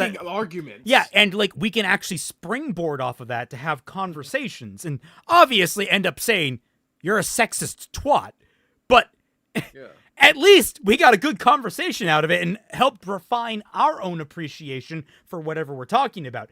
This is just, this is diet YouTube. Yeah. No, this is Splenda YouTube. Splenda. Sky Slasher shaving cream is delicious. What are you on? Not shaving cream, that's what. You know, if you poke a hole in the bottom of it. Was that Clippers? I heard like a buzzing sound in the background. No. Her pizza's coming out of the toaster. Oh, sorry about that. Is that the sound? No, I was joking. No. And also, you don't put pizza in a toaster. Well, my brain was trying to decide what to freaking question first. That's your mistake. Question everything. I want to believe. Oh my god! Don't pull a Raven with me, sir. It's X-Files, you uncultured swine. I know what it is. I just wanted to piss you off. Sure. I was only pretending to be retarded. What the fuck? Okay, whoa, dog. Number one, slow your goddamn roll. And secondly, I've watched a few episodes of X-Files with my brothers when I was a kid. But did you watch the Hillbilly one? The one they only aired twice because it was so controversial. I don't really? So. Why? Honestly, even today, it's still pretty fucked up. It has to do with like a hillbilly family and related to how many members of the family were born. It is not an episode that you want to watch while eating things. I will say it that way. I love X-Files. It's great, like, because it's like horror television series that like can be fun and lighthearted, but sometimes they go in dark places, man. And it is, oh god, there's an episode with Bryan Cranston, before he blew up with Malcolm in the Middle, and god, it is one of the most depressing episodes of television I've ever seen. It's so sad. It's what got him the role for Breaking Bad, but like, my god. That man, it is such a depressing episode because it's like taking the premise of Speed and like taking it to its darkest extreme. Oh no. I got back from getting a drink. What the fuck did I just walk into? I hope it's a hearty drink. Yeah, because these are gonna be the most agonizing like next minute and 30 seconds ever. But yeah, this guy is just making the same exact point like 6 different times. The only variation was when he talked about the boss battles and how different that they are. But other than that, he's not really giving much of an endorsement to Echoes of Wisdom, like at all. And not really. I am less likely to play this fucking game now because of this video. Thank you, sir. I want No. What you need to do is just play this game out of spite. No, I don't know what this video wants me to do, so I'm gonna do jack shit. I'm playing the game out of spite. Okay, well that's your choice. I don't know how to hate this man properly. I gotta find my own. Isa, I just got a hearty drink and I still don't think it's enough. I don't get what he needed to make a good point about misogynist in regards to the games. I mean, because again, I guess this guy is just trying to combat some culture war nonsense, and he's doing it in culture the worst war way nonsense possible. that I have seen fucking zero of. In fact, the greatest shame about this game is that it came and went rather quietly. Yes, it had a big blow up when it was first announced because everyone's excited about it, and people do love the Link's Awakening style arts. You know, the toy-like art style, which is really fun. Yep. And then it came out, people generally seem to like it, and that's it. It's dead. I mean, that's usually how things go when, especially when it is like, oh, there's some sort of big controversy. Not saying that this one did, but like, oh, I think that it's gonna be bad because of this, and then it comes out and it's not all that bad. Fucking silence. Yep. Hey, but to be fair, people bitched about Silent Hill till the cows came home. So, I mean, yeah, that's one game that didn't escape that. Yeah, that is. But That that is is true. mainly because people are stupid and Yeah, think that only one type of game can ever do something. Like, I was really frustrated with that video yesterday that I watched. Oh, it was the other day. That one put me in a bad mood because the guy actually seemed to understand, at least on some deeper level, the themes of the story for F. And it's like, and yet, you don't find how all this intermingles impressive from a narrative writing standpoint. Like, there's a lot about that game that's just so goddamn good. And it's like people just... The one person that isn't positive about it that I found that actually understood it, and it's like, you're still making some amateur fucking mistakes. It sucks. Yeah. Sky Such says, I'm playing this game out of Sprite. That drink is delicious. Sprite cranberry. It is true. You can run Doom on Sprite. I've seen it. Holy shit. Great many other things, and all these things take the place of the tools a man like Link would usually have available to him, because it's never as simple for a woman. The opportunities are not simply there. You have to create them. To this end, All right, Echoes does of that mean Wisdom women is- can create better YouTube videos? Can I Yes. go to them now? Can I go to them right now? Twice in the call right now, Kaiser. Watch my videos. Are they better than this? Oh, 100%. Then there's your answer. You need to make more of them so you can have more subs than him like me. That is true. Holy shit, Team 4-Star dropped a new abridged series. I saw. They're doing Sailor Moon I saw the now. thumbnail. Yeah, I saw the thumbnail. There, I don't know how I I'm gonna feel watch about that this. later. There was an OG Sailor Moon abridged that I quite liked. Though that was Okay. back in the day. That was like back when I was still in high school, for Christ's sakes. Do you remember the name of the creators? I might have seen that one because I know that I was on like a huge abridged series binge way back in the day. Let me see. I'm gonna do this instead of listening to this fucking video. Yeah, good idea. The beautiful I'll play it. exploration of what it is to be a woman in a man or giant demon pig's world. Your experiences Maybe are Megami not 33, I lesser. think it is. They are simply Oh yeah, okay, yeah. They had I think they had a guy voicing Jupiter. Oh, right. And there was an entire episode where he caught mono. He was sick, and so like all of his voice lines were super quiet and whispered. It was really funny. Oh, let's see. But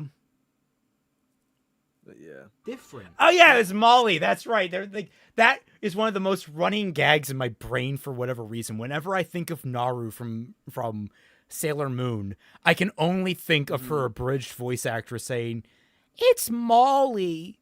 Like she always has, because everyone gets her name wrong, so she's like always in the background saying, it's Molly. Just like no one listens to her. It's so it is so sad. What it is to be a woman in a man or giant demon pig's world. Your experiences are not lesser, they are simply different, yet still valid. Easier in some ways, yes, but harder in many others. I realize this now. And beyond this, Echoes of Wisdom taught me more so than anything else just how many ways men and women are still alike. I didn't know you guys also had to sort through your huge overflowing inventories in the form of a list in a straight line. We may have more physically tangible things to lug around with us, but they don't even give you pockets. This shit's a pain in the ass, huh? I had a thoroughly pleasant and transformative experience in The Legend of Zelda Echoes of Wisdom. I no longer view women as my inferiors, nor my bed as something simply to be slept in. My perspective has shifted entirely, and I've spent the days since searching for more ways to experience the world through the eyes of a woman. Many people are... Yeah, I just wanted to say, the bed is only going to be used for you sleeping there alone. Just want to put that out there. Sorry, my brain is like actively being slowed. This is like CPU overclocking and like burning out the fucking pins with how he does this video. It took me a while to get my comeback out. Jesus Christ. Why does he sound like a serial killer? Because he's on the way to your house right now. He's 10 miles away. Run away! Right? You know what, Robert Glendon? You're a part of the crew. Get on the ship. We'll take you away. We'll save you. Don't worry. Yep. We'll protect Mass you. Evacuation. Did the wisdom voice tell you to speak up? Is the wisdom voice with us right now? Oh. Online have suggested something called estrogen, which I haven't had the chance to do too much research on yet, but doesn't seem to which men also have harmful side effects. So I think I'm just going to down a few packs over the coming weeks and let the experience take me by surprise, much like this one did. Sir, is this you? Good. Is this your like announcement of coming out as trans? If you are, can you become a woman already and make better videos? Ah. I'll be sure to update you in a few weeks and let you know how that's going. Until then, a hearty thanks to our legendary tier patrons. Okay, guys, you see these people on screen right now? They're the ones responsible.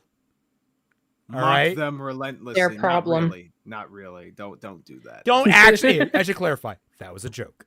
Do not interact with these people. Oh, holy shit! How many views does this video have? That's a good question. I hope not many. Serial Laura. Oh, that's 7,000. Oh, that too many. Director Surgeon, every second I listen to this man, my brain cells backflip into the void. I felt like going full Mr. Frog and eating the next activist I see. Oh my god! Based. Welcome to Oh my god. Shit. It's so fucking loud. Should we watch another one of his videos? Because we've been here an hour and a half. Oh man. I don't know. It depends on which one. He has a 4-hour top 100 games of all time. Okay. No. Yeah. That'll be for another day. Let's see. Another day. We're gonna cover a 4-hour video. You sure you want to do that? Another days. Plural. Yeah, like at least half a month. Okay. He has Donkey Kong as a retelling of Dante's Inferno. Okay. Is this meant to be his silly channel? True colors of gaming and entertainment news.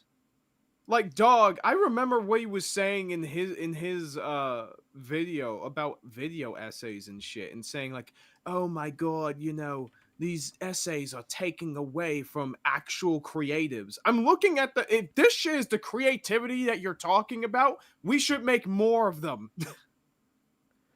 Okay, I'm trying to find like anything on his original channel. Like maybe you can cover something there. Please. Fuck. Oh no! What? He has a 43-minute video on the original Digimon adventure. Oh no! No way! No way! I will tuck that away for later. All right. Yeah. We'll come back to that. Maybe we should save that. Let's see what else he's gotten here that might be like more time friendly. He has a 15-minute video that says a few words about autism. Oh my god, Daigato, this is so funny. Oh my Kaiser god. And the Zero onesie. Not the Zero that I was thinking of, but this works really well. Which Zero is that? Oh, Zero the dog. Yeah, for Nightmare Before Christmas. Yeah, it's so cute.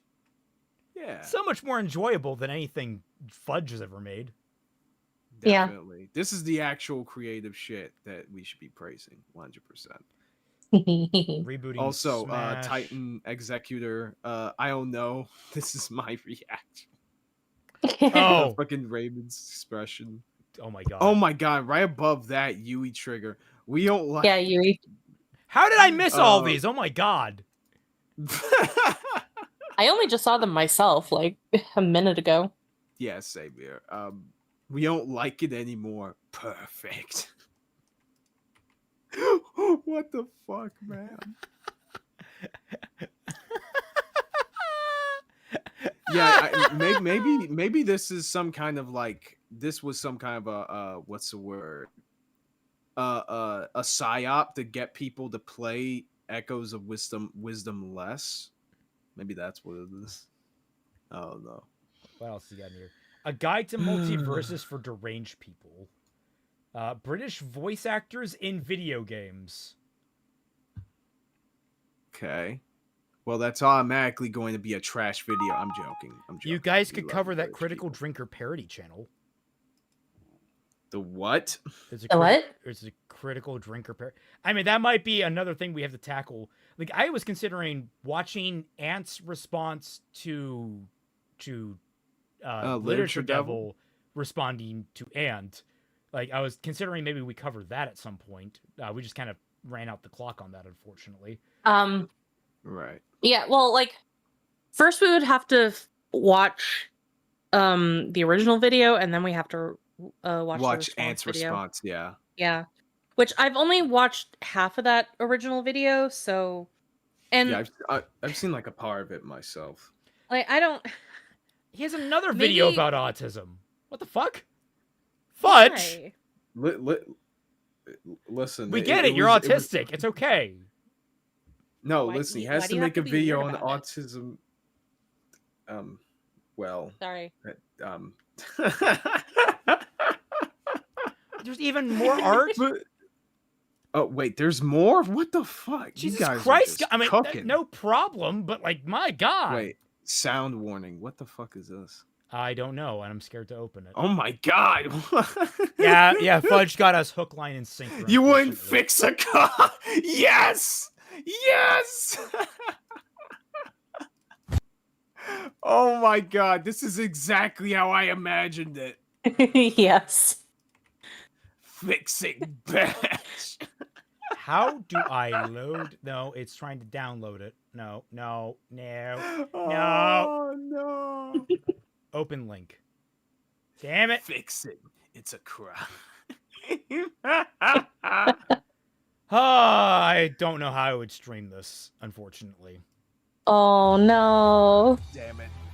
You just have to post this to anyone on Reddit or on Tumblr who complains about it being a fixing series. Honestly. Just post it there. Yeah, just post it on Twitter, basically. You wouldn't fix a handbag.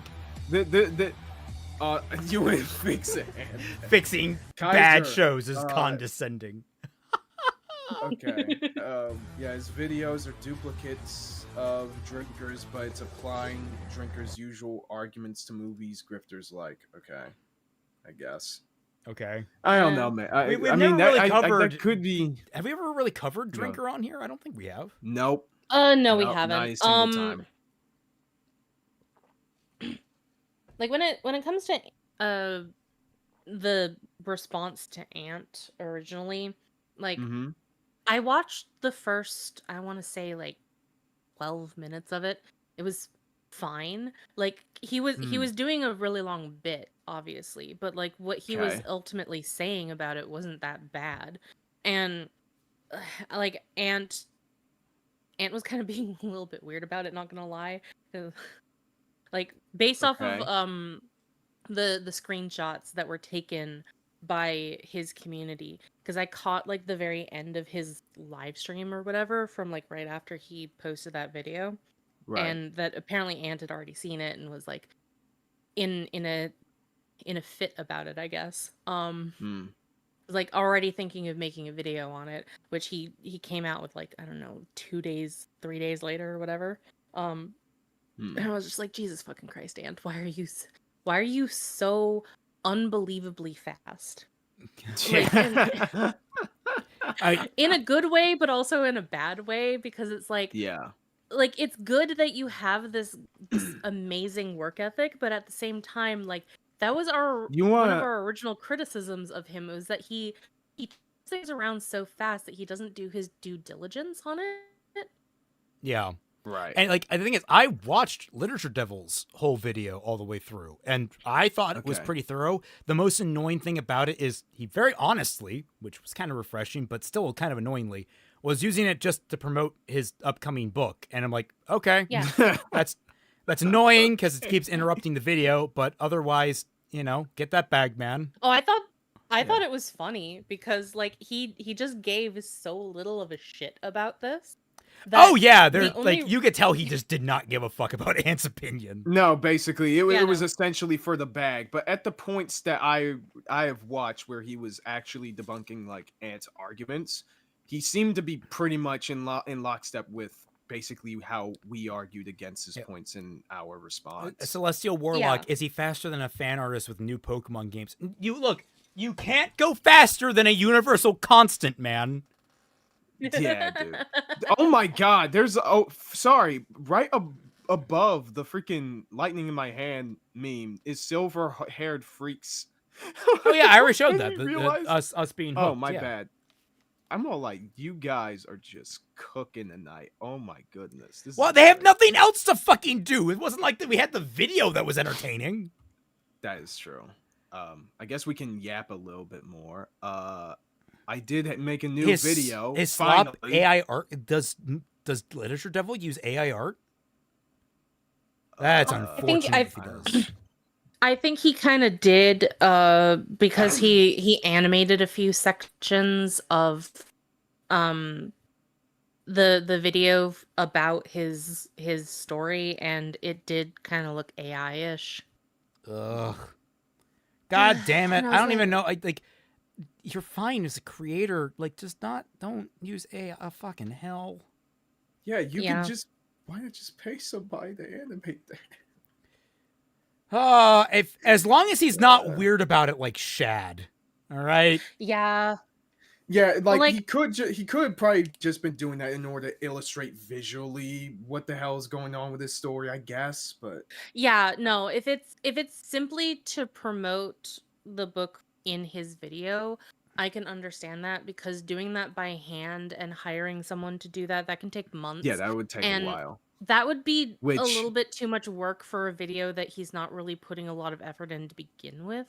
So. Although, granted, he probably could fix that problem if he was planning on covering this months and months before, but Yeah. It's whatever. Like it does also kind of get away from his ultimate point that he was making at the very beginning of his video, which is about like, people who are creative. YouTubers are lying. Yeah, people are creative. HFIs, that video was chock full of it. I literally swear it was 116. Okay, I want to clarify. When I watched his video, every time he made the ad pitch, I was just like, okay, I'm just going to fast forward through that. Yeah, I was mildly interested in his work, so I watched it. Like, if it got repetitive, then yeah, I would, but I didn't watch that far into it. So. I think he made like 4 ad pitches through that entire video. Mm-hmm. I think I watched the first one, but I wasn't like checked in all that much. But after that, I was like, okay, I've already heard all this. I mean, it's just feather through. Yeah. No, it was for a story that already existed. Yeah, it was probably just using the AI for advertising bullshit, which still not chill. Still kind of scuffed. Yeah, no. Yeah, like he didn't have to do that. Like it doesn't look better and it doesn't look good to have this weird effect to make the images move. It just looks very uncanny and gross and very unappealing. So I don't know why people bother doing it, to be honest with you. But yeah, I think what's the word? That's definitely something like that deserves its own video. To cover, basically a two-parter, because obviously, I mean, it depends on how quickly we go through Literature Devil's video, because like I said, from what I remember, it seems like we're gonna pretty much agree with him a whole lot in regards to the specific points that Ant argued against him. So we'll probably be spending a lot more time going over, Ant's response to him. Yeah. I remember writing a message on that video and people telling me that Ant basically just ignored our advice more or less, which is kind of disappointing if he actually did that. Yeah, I pray not, because that'd be really, really dumb. Yeah. We can cover another one of these videos, and on topic from what we were talking about earlier, Pokemon Legends ZA is a perfectly enjoyable, quite unlike French people. So what? What? Who the hell said that? Is that the title? That's the title. Oh my god. I was going to suggest that we try a different video that's on our list. That's what the fuck? Why did it ultimately go all the way over there? Timeline. Thank you very much. Also, I need to my keyboard. All the RGB just wonked out. I gotta fix that. No, I'll be right back. We have a little bit of downtime between videos, and the reason why I wanted to save those other big ticket things for later. This is something that I don't think we've covered anyway, because I don't really care about his takes on ZA, but it's more content for today. And considering how awful that last video was, we'll get through this one real quick. Yeah, none of us have played ZA, I don't think so. Yeah, I saw the NPCs moving at 5 frames per second in the distance, and I immediately checked out. Which is worse, AI-generated content or Pokemon companies' fucking development practices? You decide. It would probably have to definitely be not Nintendo, because Nintendo is just one company, which is both refreshing but also very sad. Yep. No, yeah, the problem is, like, there's even a question. That's the problem. That is true. Just waiting on Kaiser. How's everyone doing today? You all having a good time? Did you enjoy that awful video? God, I gotta compile like a list of questions, like a questionnaire for our 100th, which, by the way, guys, episode 100 is going to be coming up on New Year's. Very exciting. Scarlet and Violet are great stories. I mean, Scarlet and Violet stories were a definite step up. Really? I guess so. Like, I have Scarlet. My friend bought it for me so that we could play it together. But I don't know. I just get so checked out of it so fast. Oh, absolutely. I could clarify. The game is like mind-numbing, unfortunately, from everything that I've seen. But I've watched the story all the way through a Let's Play, and yeah, the characters are good. The actual story is good, and God, the final like twist at the end is genuinely kind of like a little bit of fridge horror. I appreciate it. Oh, I didn't know that there was a twist. Yeah. Interesting. Yeah, it's a pretty sad reveal, actually. I might have to actually continue playing it then, if that's the case. Because my friend and I have mostly been just fucking around in that game. Like, she mostly takes pictures of her Pokemon and I've mostly just been trying to get the largest and smallest Pokemon that I can and just measuring them out. That's the majority of what I've been doing in that game instead of actually doing the plot or the actual gameplay. Yeah, I don't know anything about Gen 5's story because I never finished Gen 5, but I know people hail it. I cannot tell you whether or not... I can't tell you it's probably better than Scarlet and Violet in terms of, like, pacing. Scarlet and Violet, the way that it works is you have to play the 3 different storylines up until the end, and then there is a final campaign that basically ties them all together. So basically, beat the Pokemon tournament, you beat the evil team, quote unquote, and then you also investigate all of the giga-sized Pokemon that are showing up. That's like, you do all those things, and through that, you learn more about your companion characters through those quests, and then you basically all go on an adventure into the Danger Zone. Danger Zone! I just think that Pokemon needs to have more actual RPG elements in it. Pokemon needs to, like, stop for, like, I don't know, 2 years. Just kind of go quiet. Yeah. If it stopped trying to come out with a new game literally every year or literally every other year, it would be fine. Well, it would be at least better than what it is, but it's trying to come out with new games with like 100 Pokemon every year, every other year, whatever it is that they're doing. And it's just like, I'm so tired.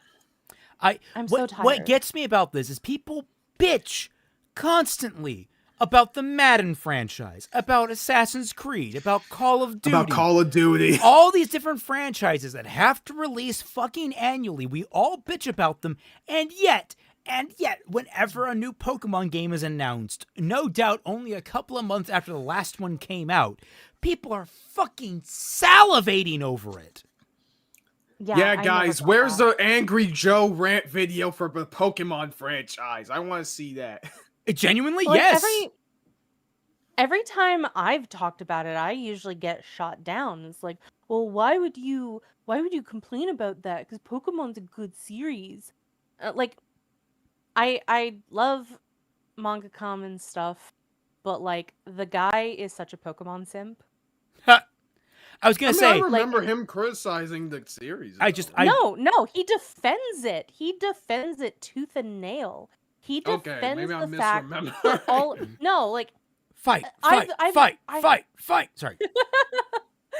I have watched the guy on like Twitter, and he's made a couple of YouTube videos all talking about people complaining and making complaints about Pokemon, and how all of the complaints about the newer Pokemon games are invalid because of this, that, and the other, and how he's the one that made that complaint that people who say that Pokemon is a really large company, so therefore they should have better graphics and stuff like that, is an invalid argument to make. What? I'm seeing here, and I'm turning to him like, okay, so let's put comparatively what the Pokemon Company have, 300 employees, something like that. It would be Game Freak. Sorry, Game Freak. Yeah. How many employees? Let me see if I can just Google that really quickly. How many employees Game Freak? 207 employees. Holy shit, as of March 2024. Yeah. Okay. And they want to stay a small company. Employee. That's fine. He's Valve. So for comparison, running right up against it is Valve with 336. They made Half-Life Alyx, a fully interactable VR game with high-end graphics that is a full narrative and first-person shooter campaign with heavy puzzle elements. They made that. 336 people versus the Game Freak company, which makes Pokemon. Yeah. It is embarrassing how mismanaged Game Freak is. They did not try to innovate upon their combat systems outside of gimmicks until ZA. Gimmicks, I was about to say. Because ZA now has what? Dodging and shit? Like, it actually has, like, active movement. Oh, really? Yeah, it have real-time combat. I've heard literally nothing about this game except that people hate it. Hey, Celtic, are you going to get the Steam console when it's released? No, my computer is probably going to be stronger than it, so... yeah, and like he's made, there have been arguments that were made, I'm not sure if he's made them necessarily, but they're like how the combat the base Pokemon game, the base you go out on your Pokemon journey, you fight against the gym leaders, then you go to the Elite Four. That base game loop is still fun, therefore all of the newer games are not bad. 300 of those Game Freak employees are actually the lawyers suing anyone that makes a monster catching Pokemon. Real. I'm pretty sure that would be the Pokemon company itself, if not Nintendo itself. Yeah. Because Pokemon is owned by Game Freak, by the Pokemon company, and by Nintendo. So, well, yeah, Robbie, I'm still saying that, like, what, it's a difference of 100 employees? I mean, fuck, if you really want to get in on this, goddamned Expedition 33 is a much more thorough, fulfilling, and mechanically complex RPG, turn-based RPG, than Pokemon has been in decades, and it was made by 32 people and a fucking dog. I'm sorry if Pokemon... And the dog, too! Like, if Celtic fun fact, Ice Spice, the female rapper, has a crush on SpongeBob. She loves him. God, that was a fucking ball out of left field. What the fuck? First of all, who talks about the Spice Girls? Train of thought. Wait, I was like, what is Ice Spice? Yeah, she's a female black rapper. The question is whether the journey of catching Pokemon, completing gym challenges, and facing the Elite Four is still fun. Then I will just play the older games. I mean, there's a lot of great mods out there for the older games. Fucking hell, randomizers make them really fresh again. I played, it was Pokemon Emerald Rogue, which had all the Pokemon up through, I want to say, 8th or 9th generation in it. It was a roguelike Pokemon game, and it's a lot of fucking fun. Interesting. Highly recommend that if you can find it, if Pokemon hasn't already torn it down. Wait, you got the Expedition 33 was made in 6 years? Damn. Yeah. They had, and I think they actually had to remake it from scratch once. I still need to play it. I still need to fucking play Silk Song was made by 3 people. Yeah, we're in the age of like... 100%. Everyone should be side-eyeing these massive corporations that have thousands of employees, and they're producing mediocre garbage. Yeah. Pokemon being top of the list. I am tired. I am putting my vengeance and anger at Call of Duty, at Battlefield. I'm even putting aside at EA for killing Titanfall. I'm putting that aside. My new APB is out for the Pokemon Company. It will be my new spear. Pokemon Unbound is amazing.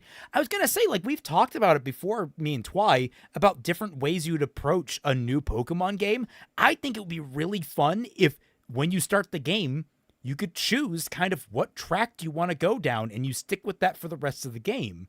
Do you want to be a Pokemon breeder? That would be kind of fun. You get to actually get into the ins. Admittedly, a lot of people would make it weird, but, you know, that already happens. Yeah. But, like, do you want to be a competitioner? Do you want to, like, go to the competitions and such, performer? Yeah. Actually, like I haven't worked on this thing in a while, but I always wanted to make a fan game that was a crossover between, like, Pokemon and Harvest Moon, or Story of Seasons now it's called. Where it would mostly be that you are a breeder, and it would have a very basic story to it where a disease has spread all across the Pokemon world, making Pokemon an endangered sort. And one of your jobs as a Pokemon breeder is to breed back Pokemon from the brink of extinction. And so you're supposed to go about and you're supposed to interact with different Pokemon trainers and gain their friendship in order for them to trust you with their Pokemon so that you can breed their Pokemon. And you would have to do like breeding management so that it wouldn't be like with Pokemon where you can just have, as long as they're 2 Pokemon, it doesn't matter. So like you could breed like a Pokemon with its child and whatever. Like you wouldn't be able to do that. That was kind of my goal with it, but I didn't know how to implement that because I'm not really a game designer. Kiram the Frozen says there's a game studio called Nihon Falcom. It was founded in '81, and look at their recent game release. I just looked at it. It was the Trails in the Sky series or the Legend of Heroes series. Yeah, it looks like. It's like okay, I'm looking at it. What am I supposed to be looking for here? Like I guess they're just adding an example of like a game, probably like a relatively like a company of similar size. Shit, they only have 65 employees. Yeah. Yeah. So, oh man, yeah. So even smaller size, and yet I always hear really great things about Trails in the Sky in terms of just like not really only just the quality of the story, but how expansive it is and how detailed the world building is. That was another thing that I was going to add. Thank you for bringing up Celestial Warlock. I would also add a route for like being a Pokemon Ranger. Like, I like the idea that when you start out, maybe you get like a grace period, but you have to kind of choose what lane you're going to be in for the rest of the game. And so you end up with people that want to be competitive can go be competitive, but you get different storylines and things. And I think that'd be a lot of fun for a lot of players. You get to really personalize what your character's desires are in this wonderful world of Pokemon. Yeah, and better yet, and I guess another route to go with.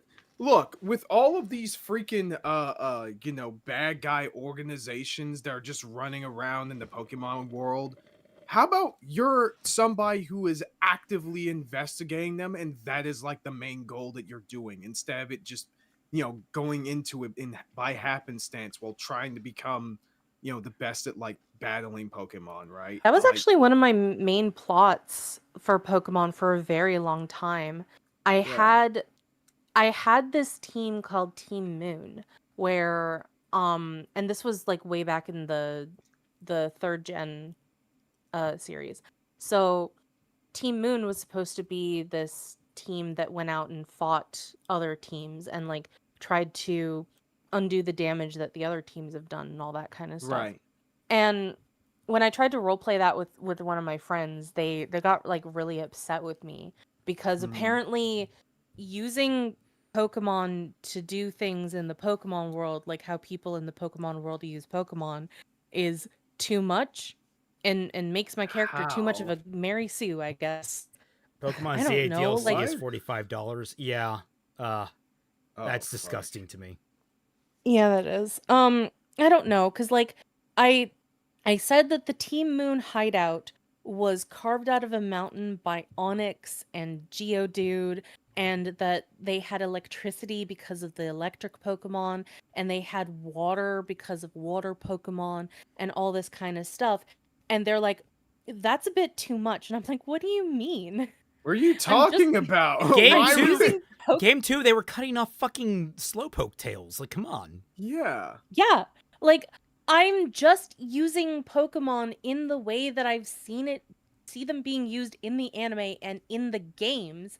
And you're saying that that's too much? What are you talking about? But like, running from my idea, you get to choose your path. You get to encounter different, like, major plot points from different angles. Like, oh, if you're a Pokemon competitor, like you actually fight in, if you actually, are looking to do the gym challenge, you encounter Team Rocket or whatever equivalent in the act of committing the crime, and you have to stop them. Yeah. And then if you're a ranger, you have to do like damage control, where you're running around trying to clean up and like trying to save Pokemon from like a forest fire and stuff like that.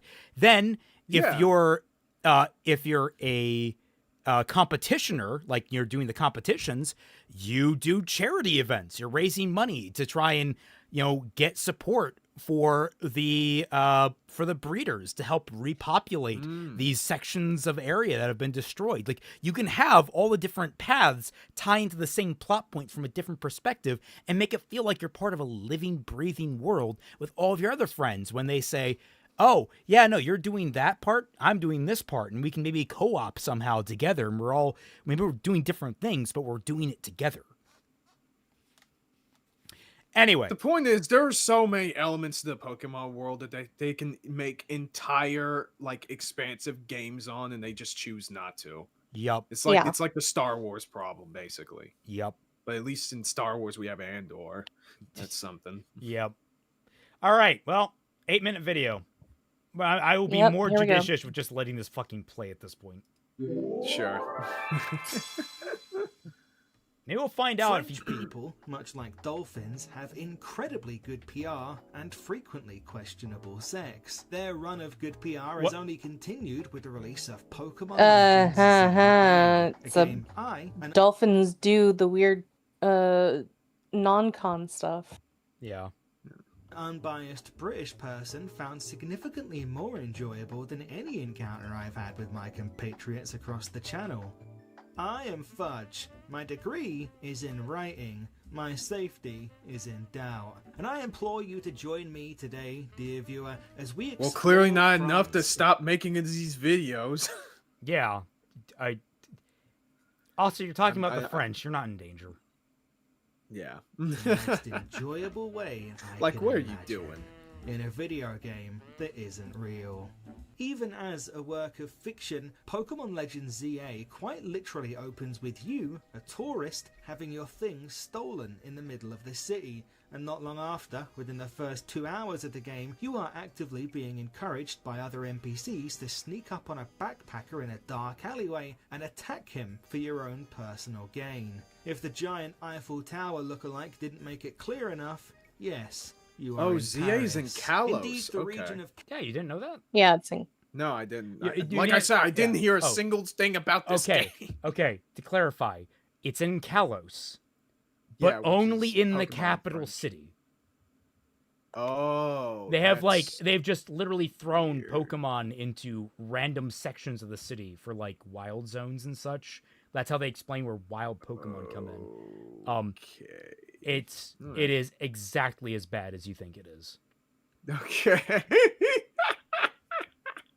I thought the stream would be over by now. We decided to double up on his videos because that last one was so short. And this one is going to be just as short because I can't tell if he's being... honestly, I don't know what he's doing on about, so... Yeah. Kalos, originally explored in 2013's Pokemon X and Y, is this world's interpretation of France. Its largest city, Lumio City, a stand-in for Paris, is the setting of 2025's Pokemon Legends ZA. It should be unsurprising that France is only the second foreign country that the Japanese developer Game Freak decided to set a Pokemon game in, as Japan's love affair with the idea of France and French culture is well documented. So romanticized is the image of France in Japanese culture that it's literally diagnosable, like an infection. Paris syndrome is a term coined for the idea of going to Paris and experiencing a deep and profound disappointment that it isn't all it was cracked up to be. Like watching your video. Got it. Yeah. Yeah, we're experiencing. But wait a minute, thing. You're not French, unless. You just do the Scooby-Doo like mask off meme and you just reveal he has like a French hat. He has a little twirly mustache. Yeah. Was popularized specifically by the experience Japanese tourists had upon setting foot in the city for the first time. Yet, Game Freak did their due diligence when researching the culture and geography of France for Pokemon X and Y, excepting the Stonehenge city, but we'll forget about that for now. And all these years later, they... What? No! Fuck you! The Gales are all over fucking... They were all over North France. Like... Druidic culture traveled beyond the fucking Isles, man. The Gallic people were all over Europe. They had their own cultures within it, and the only surviving culture that still exists are the Celts on the Isles now. Yeah. Like that is the thing. Legend ZA. In lots of ways, this interpretation of Lumiose is even more faithful to the real-life Paris than the original. The city is laced with canals and before he makes a joke, it's accurate, you get mugged the first time you arrive. terraced houses. People lounge around at the many cafes that dot the map. And if this side mission is real-life Paris than the original, the city is laced with canals and terraced houses. People lounge around. Does it look like they're lounging? It looks like everyone's just kind of standing awkwardly around the tables at these cafes. Who's lounging in this image? Everyone's just standing around doing jack shit. Yeah, this is like maximum NPC energy right now. I'm gonna be honest. Which is insane, just given the amount of, again, the budget and shit that they are able to do. Like, Nintendo is able to pour so much love and shit into, like, almost every single Zelda game, but they can't do this shit with Pokemon. I don't know how hard it is to not even animate, just pose a character sitting in a goddamn chair.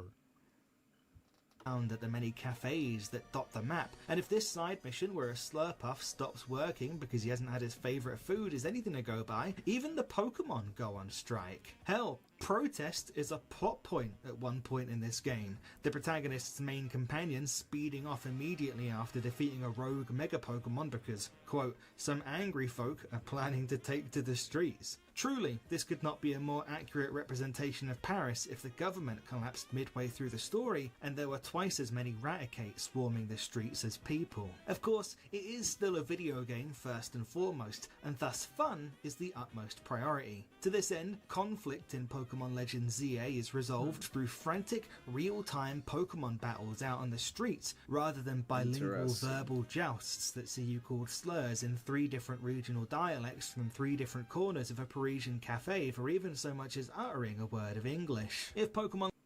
Why? Okay, I'm gonna be honest. Oh, let me ask this question. How many takes did it take you to do that? And how many more will it take for you to regret that joke? No, actually, that is pretty accurate to the French experience, honestly. My aunt actually spent quite a bit of time in urban France, and her host family would openly insult her constantly, not realizing she could understand what they were saying.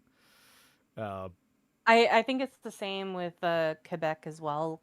Yep. Quebec is very famously against anyone who is an Anglophone in France, in the Quebec area. My friend actually had a lot of experience with that when she lived in Quebec, and it's the reason why she wears glasses now. Okay. That's unfortunate. Yeah, she told me a story about how she got a really bad injury. She had she hit her head really bad, so she got concussion. And nobody treated her. Oh, damn. Okay. And dog, what the fuck? Nobody bothered to treat her because she was an Anglophone. And so her injury persisted, and that permanently damaged her eyes. Damn. Yeah. Isa says, you know how Noel was pissed at the video about Silent Hill being racist towards the Japanese? I feel this might have triggered the same for French people. Look, I hate to say it, but he's not off the mark necessarily about my God. The reputation is not necessarily undeserved. I'm not saying there aren't nice French people, because I'm absolutely certain there are, but there is the stereotype is there for a reason. Yeah. Well, also, like your aunt's experience with the host family, that's not. I don't think that that's unique to French people because I've heard horror stories about Japanese people as well. Yeah. Again, strangely enough, with that same friend, because she also went to Japan once and stayed with the host family, and she also had a horrible experience there. My friend has just had a really horrible experience with a lot of different people in a lot of different places. You know, I would not be that surprised if sucks, she became a man. xenophobe. Yeah. Like, I don't typically like discrimination. I think it's kind of silly. God. But when people, I Brave understand. take. But no, Brave take, what I'm saying is, I understand people who become xenophobic or even racist if they have enough repeated negative exposure to another person's culture. It happens. There is just some things that don't mingle. And not saying that it's not possible that they were the ones causing the problems in the first place, but that's often hard to judge when you're hearing secondhand. So, True. I'm mostly joking when I mock the French. I'm mostly joking as well. I'm just, what I hear out of it these days, at least what makes it the way to the top of the pool for me, it doesn't sound like a place I ever really want to go. Why did I think you were about to say xenomorph? No, because the xenomorph actually quite polite. Oh my god! It'll at least kill you and get it done quick. Damn, Legend dude. ZA were that more is committed true. to realistically depicting Paris than being a fun video game. A man named Jules would descend upon the player with a mega Garchomp an hour in and wipe out their entire unevolved party the very second they attempted to greet someone with hello instead of bonjour. But Pokemon Legend ZA is fantasy, it's fiction, and thus Paris is a fun and friendly place to explore. Far more than just walking around and battling though, Legend ZA also ups the ante on X and Y's fashion customization, the 3DS originals being the first games in the series to let you buy new outfits for your trainer, I guess because of France's international reputation as a kind of mecca for fashion lovers. And so I cannot get out of my head how in Critter's video, she brought up the point that until they announced it, people were questioning whether or not character customization was even going to be in ZA. And really? she was going Well, that's because sorry. She was going on a whole rant, and a very justifiable one, how Pokemon has a very bad habit of taking things out of new games that were in prior games. Mm-hmm. Yeah. Like rotation battles, you never see those again. I don't even know if we still do double battles even. I don't think they did that in X and Y. That was the last Pokemon game I played. I don't think we did that. Actually, no. The last one I played was Omega Ruby, Sapphire. Okay. Yeah, I don't think we did double battles there, unless I'm misremembering. I came here for a Zelda topic. How did this turn into ZA talk? Well, it turned out the Zelda topic was a piece of tissue paper fluttering in the wind, and it went by real fucking quick. So now we're covering Pokemon ZA because I wanted this stream to be a little bit longer. Yeah. Yeah. We're already halfway through. Yeah, same problem as last time. We're already halfway through this video, and at least there's a little more to chew on here this time. Rampant, what's it mean to be against the French? Like, Francophobia, I guess? Mm. Yeah, it's Francophile if you like France. It's Francophobia if you hate it. Got it. Yeah. Mm. credit, Legend ZA certainly gives you a lot of unique options and lets you deck your trainer out with some pretty stylish fits. Though I really don't think you need to go to Paris or even some kind of fictional video game simulacrum of it to buy clothes that will make other people envious of you. You could literally go to paletteswap.shop right now fuck off. and scoop up a whole new wardrobe with incredible looks.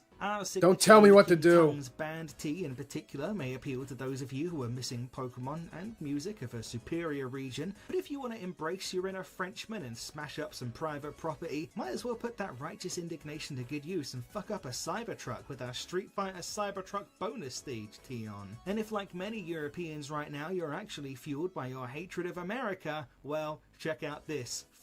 What the fuck? What? What the First fuck? response? What the fuck?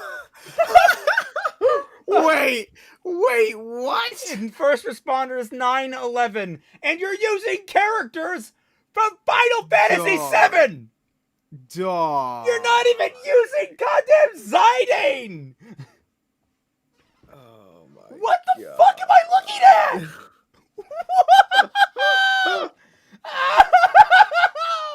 That is Actually, right. Does anyone actually buy this asshole's merch?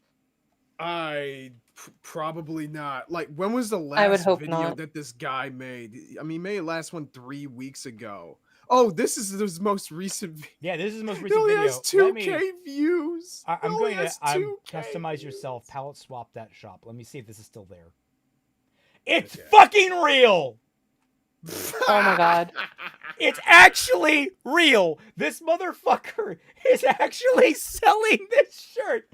How much is that? It is $30 USD. Fuck no, baby. Oh wait, let me give it a medium. Did it change? Does the size change? Okay, no. All right. Oh my God. Dog. 2K views in 3 weeks. Not only is this in is bad a taste, failed it's just fucking wrong. Like, Yeah. you make a joke about Final Fantasy 9 and 11, and you only have 7 characters on here because you probably haven't played either of those fucking games. Yeah. Oh my God. You know what? I'm glad we watched this. That's the most alive I've felt this entire stream. Imagine someone wearing these in public. You would get... Look, New York's not even in the best of states right now. You would get fucking decked walking down New York, Main Street in New York wearing this. Yeah. Well, Okay, I am all now- for dark jokes. It's just not funny. That's the worst part really about isn't. it. Like, you can make jokes about the Twin Towers. Fucking Kyle just made the fucking Freerun meme with the upward angle looking at Freerun. And, like, the joke with it is you can see the Twin Towers in the background. And as the GIF goes on, you barely catch the plane about to crash into it. That was fucking hilarious. It's dark, but really fucking random and funny. Like, it comes out of nowhere. That actually... But bad taste, but funny. You're not selling it at merch. You're not selling it as merch. This is disgusting. Like, in just every level. I mean, freedom of speech, you can make this, but my God, I do not respect you for making it. Okay, now Twy, this is your absolute chance to absolutely shit all over this guy in terms of subs and viewership. I believe in you. Okay. I will. Oh, but first we must preface with Guys, they hit the Pentagon. They hit the fucking Pentagon.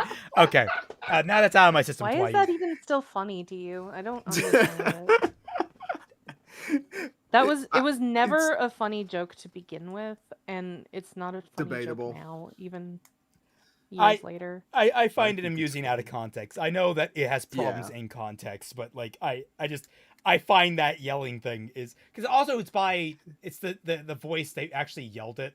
The original clip, the original him yelling about that's unrelated to the whole Red situation. That someone took that audio and put it in that video. So anyway, go ahead. Rant on this guy. I'll be game. Oh yeah, no. I was just gonna say, like, I'm not really sure what to make for a next video because I'm still trying to figure out how to make my next Digimon video if I want to make a video in between that. So if you guys have any suggestions, then just let me know in the chat, guys. Yeah, we're always open to suggestions. And if any of y'all are in the Team Jack subreddit, we can also take some from there. I was scrolling through it actually earlier today, and I saw a couple people like post some potential guests that we can have on the podcast. One that I would absolutely be open to because I've been watching their content for a while. C Puff Person. She makes really good videos, and I think she has very like similar tastes in like online critics as well. Particularly very similar to like myself and Raymond. So I would definitely be down to, I don't know, discuss some kind of video or topic with her. We would just have to pick, and also, of course, she would have to agree to it. But yeah, there's also this other person's script, I believe his name is. I watched like one of his video. Sorry, I watched 2 videos. I think the first video I'm fine with, and then there's one that was mainly like supporting a video that Anthony made about objective critics on YouTube. That I feel a little bit mixed about. I sent it to Pete because, of course he made a video on the topic, but like, I wouldn't necessarily mind discussing something with him. We would just have to pick which one. I just don't know as much about that guy. The only thing that I really have planned is I'm planning on doing some sort of stream at some point with Zero and maybe Noel reacting to a couple of MHA videos on okay.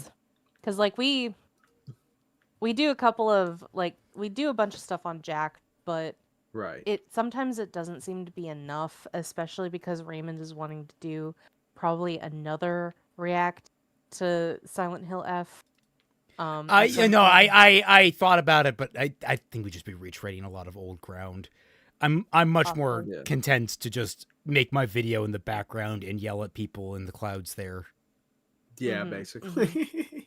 Unless something new crops up, unless someone makes something completely fucking insane, I think we're good covering it for a long while on here. That's fair.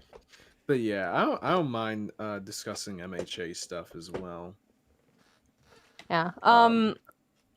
I also just don't want it to be too repetitive on the Jack stream as well.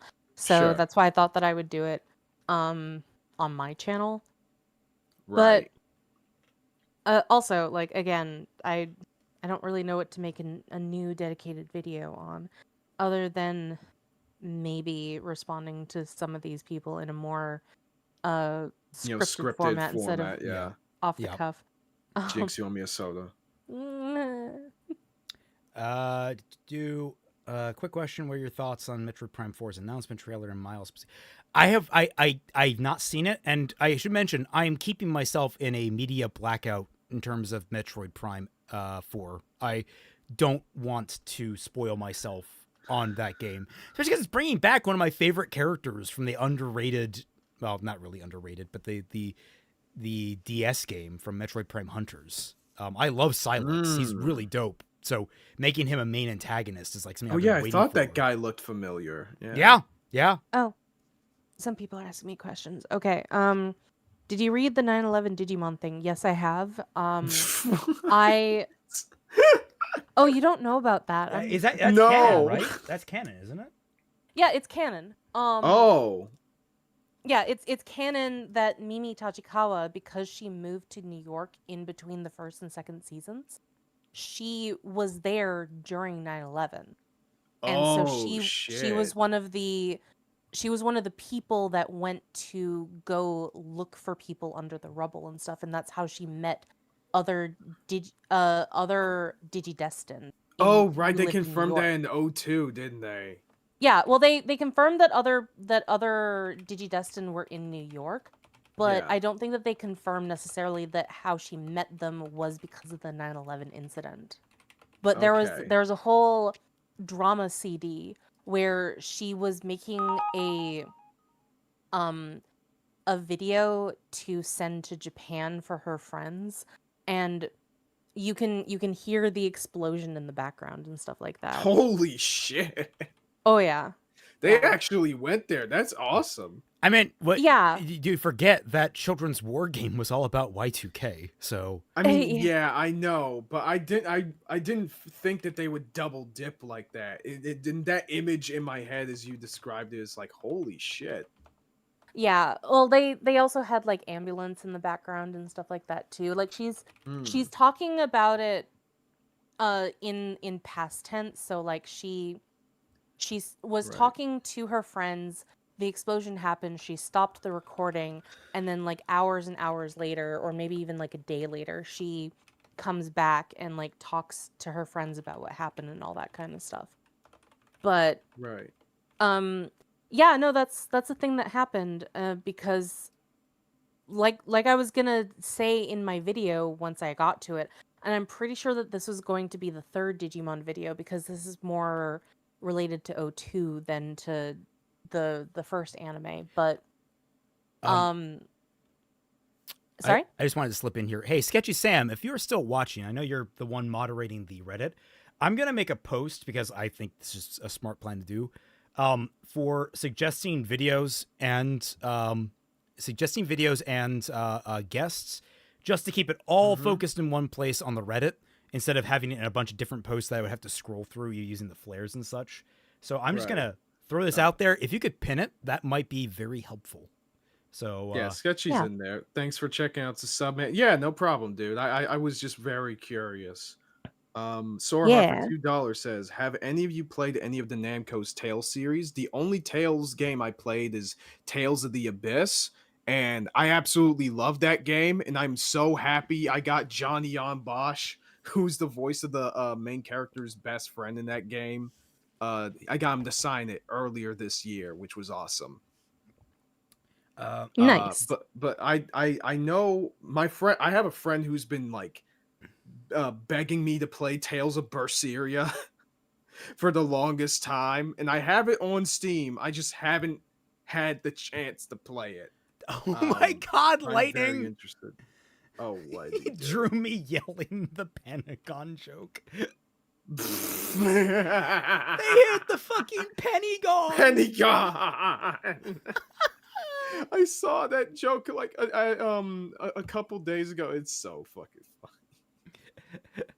Oh. God. Anyway, yeah. So if you want to suggest to us guests or videos, I put the post, and Sketchy, if you want to pin that, yeah, he says he'll do it. It should be pinned on the subreddit. So if you look at r/team, is it r/jacked, or is it r/team jacked? I think it's r/jacked. Yeah. So r/JYTC. You'll be able to make your suggestions there, and I will periodically, as time goes on, I'll check back and add things to the list. Oh, wait. Nope, my mistake. It is r/team_jacked. Okay, good to know. Alrighty. Well, cool. I nominate Jack Black as a guest after talking about the Mario Galaxy. Oh, God. I would ask him why he agreed to the Minecraft movie, but I know the answer is money. Anyway. Final Fantasy First Responder shirt. Try wearing this shit to a con in the States. Reactions will range from nice shirt, dude, to international incident at the drop of a Stetson hat. But this just in, we don't just deal in shirts. Oh no, consider upping your game with our new Last of Us Pro golf cap. Gripping a club in both hands whilst possibly standing over the battered corpse of the man who killed your father.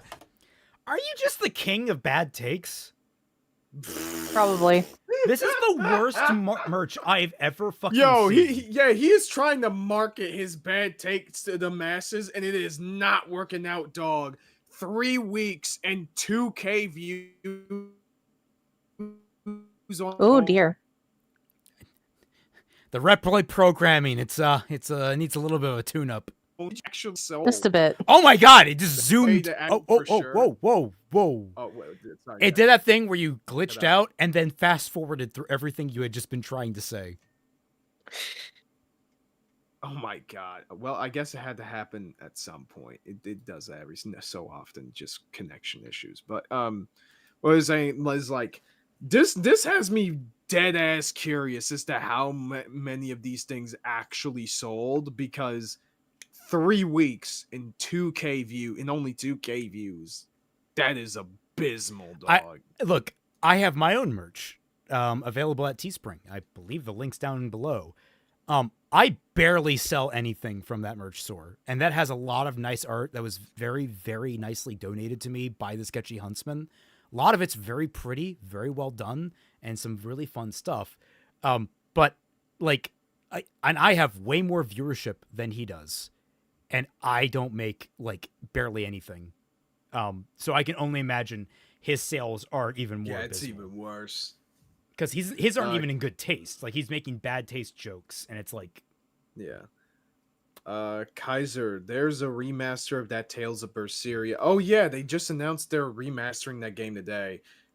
Too bad I can't refund the version I have, but you know, it's whatever. Oh, also, I am planning on playing Tales of Symphonia at some point because I know that game is legendary. well, I have played it a little bit back when I was a teenager. My friend got it, and I think he was renting it actually, and we played it for a little bit, and it was just okay. We never got quite through. Also, my friend and fellow sketchy Net Lady loves the Tales series, but she thinks that Symphonia is greatly overrated compared to the rest of the franchise. Okay, got you. So, oh, Vesperia, I gotta play Vesperia because everything I hear about that game sounds awesome. It's been pinned and approved. Thank you, Sketchy. Character. All right, well, nice. More advertising. Has never felt as right as it does with this beauty sitting firmly atop your pretty little head. God, a minute and a half of this 8-minute video is just right advertisement. Now at paletteswap.shop, which will be linked in the description. And keep an eye out on our socials for much more coming to the store soon. But no. Yeah, the outfits. Yeah, those pages are gonna be mad empty, dog. Time. I am jealous of a few French things. I am jealous of the boldness of their protests. I am jealous of their art. I am jealous of what they did to their monarchy. And one might ask if this is the case. What? Well. Alright. Oh boy. Yeah, that's just a I feel like awful take. I mean, it would help if he was funny, but he's not. Yeah, I'm sitting here, I'm like, you know, the British royal family haven't really held power for over 100, maybe even more years. I mean, I don't know. Yeah. Like, it's been a gradual decay, so I don't know when you would say it flipped to really not being much of anything. But they've just been kind of like figureheads, and they are responsible for like 10% of your entire country's GDP because of how famous they are. If you got rid of your monarchs, England would be poorer for it. On several levels. Yeah. Well, people say that they want to get rid of the monarchy because they cost a lot of money as well. Make of that what you will. Whether or not that's true or not, I don't know. Yeah. Tales of the Abyss is the game I've heard the most about because of its MC. Want to play it one day? Definitely play it. I played it the 3DS version.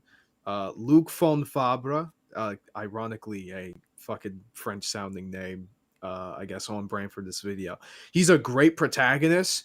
The first quarter of the game is a bit of a slog because they kind of lay on his bad character traits a little too thick, but I think it overall works for where they go with him after that point. He's one of my favorite protagonists ever. And not just because he's voiced by Yuri Lowenthal. Anyway.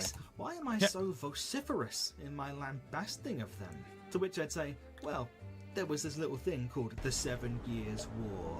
And there was this bigger thing called the 100 Years' War. But beyond that, I tell them that more than anything, it's because I am so tired of the propaganda around French food. Once in Birmingham New Street Station, after many glowing reviews from friends, I ate at a Leon, a restaurant chain that boasts of its Mediterranean. I think this is like a failed comedy video, not even like a joke review video. You know, you didn't need to add the word comedy in there. Could have just left it as a failed video. You know what? Facts. Also, I'm sitting here, it's like, you went to a place that looks like French Chipotle. Yeah. Average Panda be like, oh, hell yeah, Yuri. Which one are you talking about? I mean, honestly, hell yeah, Yuri is a good thing to say in general. Either it's Lowenthal. Yeah. Oh. Rice. Shit was whiter than the flag you were waving at the Nazis 80 years ago. Throughout Pokemon Legends ZA, your main companion and rival repeatedly cooks an inane dish they refer to as croissant curry, combining the intense, rich flavors of Galarian curries with for whatever reason, the famed Colossian pastry. I think Game Freak intended this as a fun nod at British-French relations. I see it only as an insult, yet a weirdly incisive one.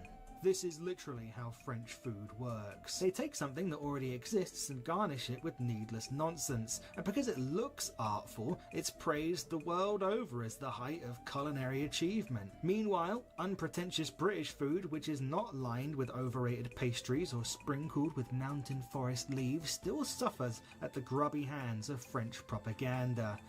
I'm sorry, I like to have salt on my meals, good sir. I was about to say, maybe if you did add a bit more, fucking garnish on your shit, you probably wouldn't have such bad teeth.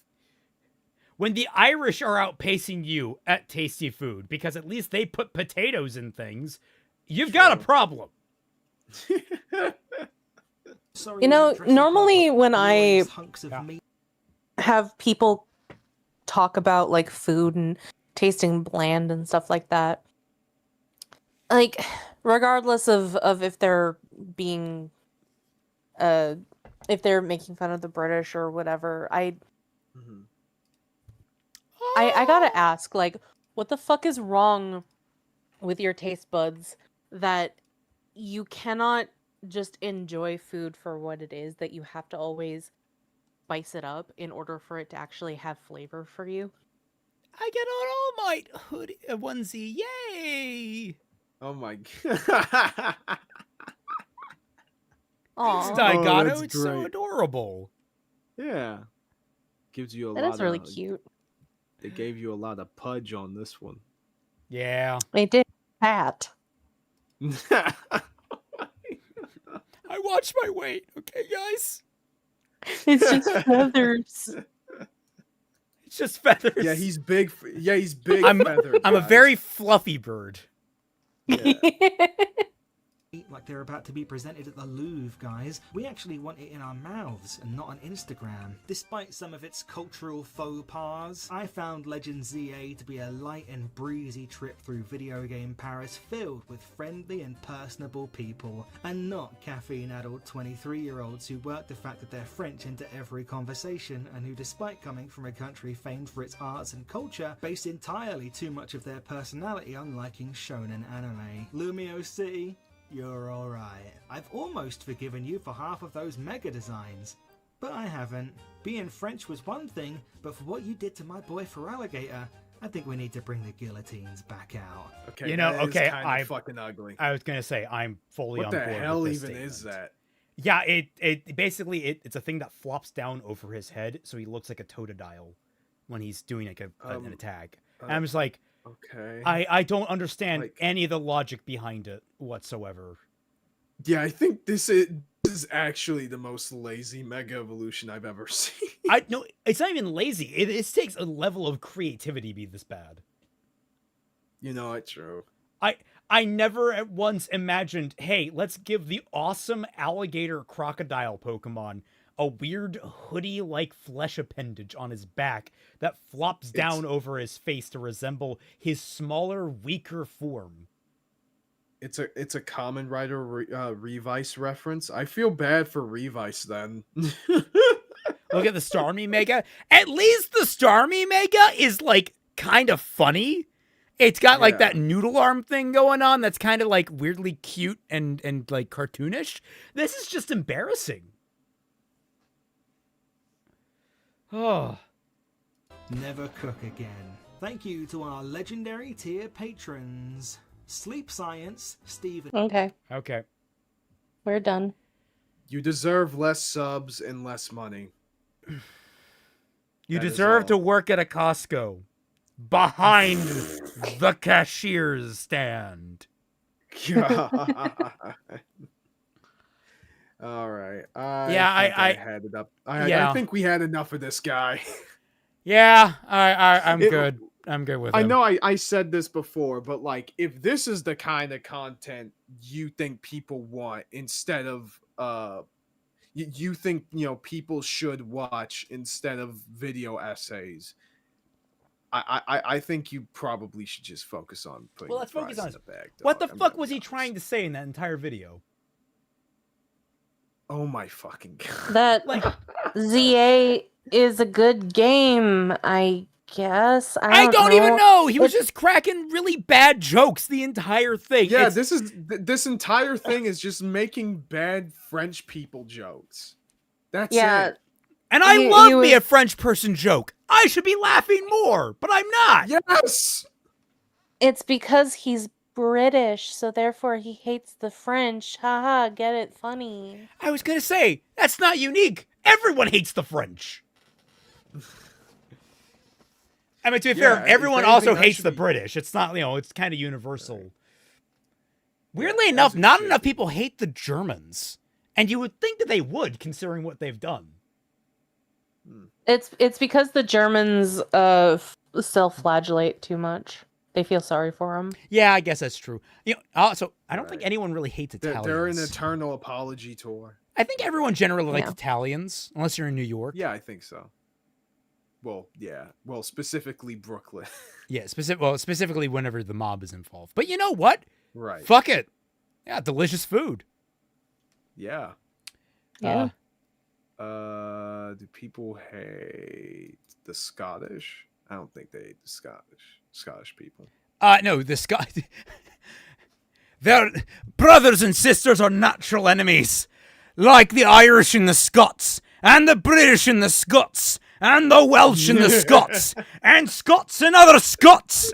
Damn Scots! They ruined Scotland! You Scottish sound like a contentious bunch. You just made an enemy for life. Fucking Simpsons, man. All right. Well, do you guys have anything you want to announce before we wrap up for today? Well, for me, like I said, just a couple days ago, I made my newest video. Dear Ruby fans, get over H-Bomber Guy. It was a really fun video to make, and it currently, as it stands, has 14K views on the channel, which is great. Nice. Yeah, which is good for the size, but I know we can get it higher. So for anyone who hasn't watched it, go to my channel, Kaiser Shonen, check it out. Like, comment, subscribe, and share it around to anybody who hasn't. And also, I am hopefully planning on doing another stream on my channel. I tried streaming Dispatch. For some reason, YouTube is just not working properly when it comes to streaming. It might be my connection. I'm trying my best to troubleshoot that. When I get that done, I'll definitely announce it on my community posts. So stay tuned for that. His video, by the way, is fantastic, and it would be doing a lot more popular if you mentioned a small fan creator that you didn't at all. Uh-oh. I'm glaring at you right Wait. now. Wait, sorry. No, I was like, I when think I was my- listening, my- when I was listening to your video, it was just like, oh, like I do positive Ruby content. He's gonna mention me and the creators that got pushed out. Oh my! No, okay, all right. Well, then maybe he mentions it. Oh no, he doesn't mention me at all. Look. I thought you were my If I wanted friends.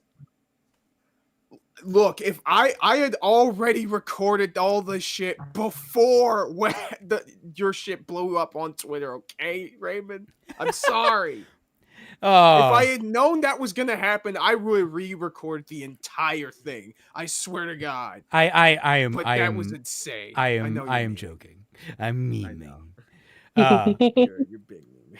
Do you have anything to say for what's coming up, Twy? Anything? I'm going to try and stream again another Time Stranger stream. Other than that, not really. We're just doing a lot of stuff on my channel, or sorry, not my channel, my Discord, where we're watching a lot of anime. We're finishing up Magi the Labyrinth of Magic. And then apparently Matto wants to watch Jujutsu Kaisen, so I think we're gonna be watching that afterwards. Yeah, that's a fun series. So if you want to see my live reaction to watching Jujutsu Kaisen for the first time, because I know literally nothing about this anime, you could join my Discord. I just Oh, know. actually, Nah, I guess win. it's fuck off. Don't spoil her. But like I almost forgot. I also have a Discord server through my Patreon. Just only need to spend $1, I'm pretty sure. I'm planning on bringing in even more people to get some activity going. I'm not sure what activities I'm going to be doing on there, but when I get to it, I'll definitely announce that too. Okay. And as for me, Fixing Ruby, Volume 7, Episodes 18 and 19. Yes, it's a 2-parter, double episode, like we used to back in the day. Coming out this Friday, should everything go correctly. There were a couple of hiccups, but we're back on track, I believe. Then Bad Fan Fiction Night, as normal. Should have that going. You can see more of the bullshit that Shad has crammed into his book and contradicted himself with. God, I cannot believe he introduced a fucking hive mind antagonist. That was such He did what? Yep. Okay, I did not hear about that. His totally not heartless guys TM creature. Totally not the grim TM creature. The shade. Yep. They're apparently a hive mind entity. Oh, that's okay. It's been around for hundreds of years. Okay. What? Yeah. Let's just say it causes just a few tiny problems narratively. More than likely, especially because they're apparently also human levels of intelligent. I'm sorry, what? Yeah. Oh yeah. They can talk. In fact, one of them... Yeah, they can talk. Not only that, the more intelligent shade can talk through the lesser intelligent shade and puppet them directly and fully acknowledge, hey, we fought you before. And they don't change their tactics at all. This book should have been over before it began. Yep. Anyway, Alrighty. Thank you all so much for watching. And we'll catch you all on the flip side. See y'all Bye. around.